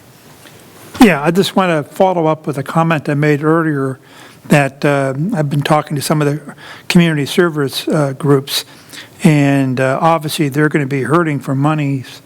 They can't run tournaments, they can't have their regular season and stuff, so they're going to be having money issues and stuff, so that's going to be an issue that we're going to have to follow up with them. And also, I just want to remind our staff, when working with these groups, even though we may have a calendar or a schedule or something, we're going to have to be flexible and kind of wing it when working with all these groups for postponements or dates or something, because no one knows what's going to happen. You can't set up a tournament. Like ASO has to set up a tournament 6 weeks in advance for the sign up and registration. But they work with national months and months in advance to get a date, and so it's going to be hard for them to move around and change stuff. And some of this money they're losing, they're never going to be able to get back up, even when things do open up later. So anyway, I'm just saying that we're going to have to be flexible like everybody else, interfacing with all the different groups and people we work with here in the community until we get back into a normal situation again. Thanks. Doc? Yeah. I'm going to say it that way because I know what's coming, so Well, I appreciate your input, though. Yeah. And I hate to, beat this subject to death, because you can't go 5 minutes without hearing something about coronavirus. But I just have a few thoughts I'd like to share. One, as being on the inside of the medical profession, for me personally, as a surgeon, my risk is lower than some of my colleagues, and I think special thanks needs to be given to the people on the front lines: emergency room doctors, intensive care unit doctors, hospitalists. Interestingly, anesthesiologists are an especially high-risk group because they deal with patients' airways all day long, and and a lot of attention has been given to the doctors and the nurses and the medical professionals and the sacrifices and the work that they're doing. But our society is full of a lot of everyday hero types who are very unsung, and those include people like your grocery store checker and the guy who's delivering your Amazon package and the mailman and the trash guy and all kinds of people out there who are still out there working in fear, just like all the rest of us, but carrying on, doing their jobs, and making our lives still work despite all the things that are going on. And special consideration and thanks needs to be given to those people. The other people is the The other group is police officers, firemen, paramedics, those kinds of people who have to respond to emergencies, irregardless of the situation. They've got to be in there person to person. I'm a little sensitive to this whole subject, not really so much for myself, but I have a son who's a primary doctor in the University of Michigan, where they are overrun with coronavirus cases, and I fear for him every day. I also have a son who's a sheriff's deputy, and the risks that they take in the field every day, not just the routine risks that a sheriff's deputy takes all the time, but now this additional coronavirus issue. Every one of us, not just medical professionals, but every person out there is a warrior in this battle, and you can be a part of the solution, or you can be, as Director Kelly has said, you can be a part of the problem. Social distancing, soap and water, those are your best weapons. Wash frequently, wash your hands, and then wash your face, and then keep your hands away from your face. The other thing I'd like to say is as in all crisis situations, there are people who are not part of the solution. And if you're someone out there that has 3 years worth of toilet paper in your garage, frankly you're a part of the problem. And there is no reason for people to be hoarding. The shortages are primarily a result of people taking more than they need. And just be aware that you're part of a community of people, and that don't abuse the system. There's no special exceptions for any one of us. So follow the rules, take what you need, not more than you need, share with your neighbors, and hang in there. I don't want to be downplay anything. I do have some hopes that maybe we will be spared some of the worst of this that New York City and places like that are seeing. We do have some advantages. We don't have the population close density that they have there. We have more favorable weather. There's some indications that the disease process will not spread as fast and more as aggressively in warmer weather climates, and so that may be in our favor. And we've had a little more time to prepare. So people here have been aware of the social distancing and all the things you can do to protect yourself. In New York City, they were all infected before they even knew what to do. And so hopefully those things will spare us some of the worst of what we've seen elsewhere. But I don't want people to let down their guards at all until this is finally passed. So pray for us all, and do the right thing. Thank you. And I'm just going to go a little farther with what Dr. Dixon said. I've lost 2 friends in the last 10 days. And keep in mind, if one of your family members ends up in a hospital or something, you're not going to be there, and God forbid, if they pass away, you will not be there holding their hands. So I was completely torn up with one of my friends. She has a 22-year-old daughter and an 18-year-old son, and they could not be with their mother when she passed. And last night I had one of my very, very good friends from Pony Baseball. Her daughter rushed her down to Kaiser in LA, and she had emergency surgery on her throat to clear her airways. So please, guys, and she had to drop her off. She couldn't even go into the tent with her. She had to just drop her off and drive away. And please, everybody, just do the best job you can. So with that, we'll see you all in a month. So meeting adjourned.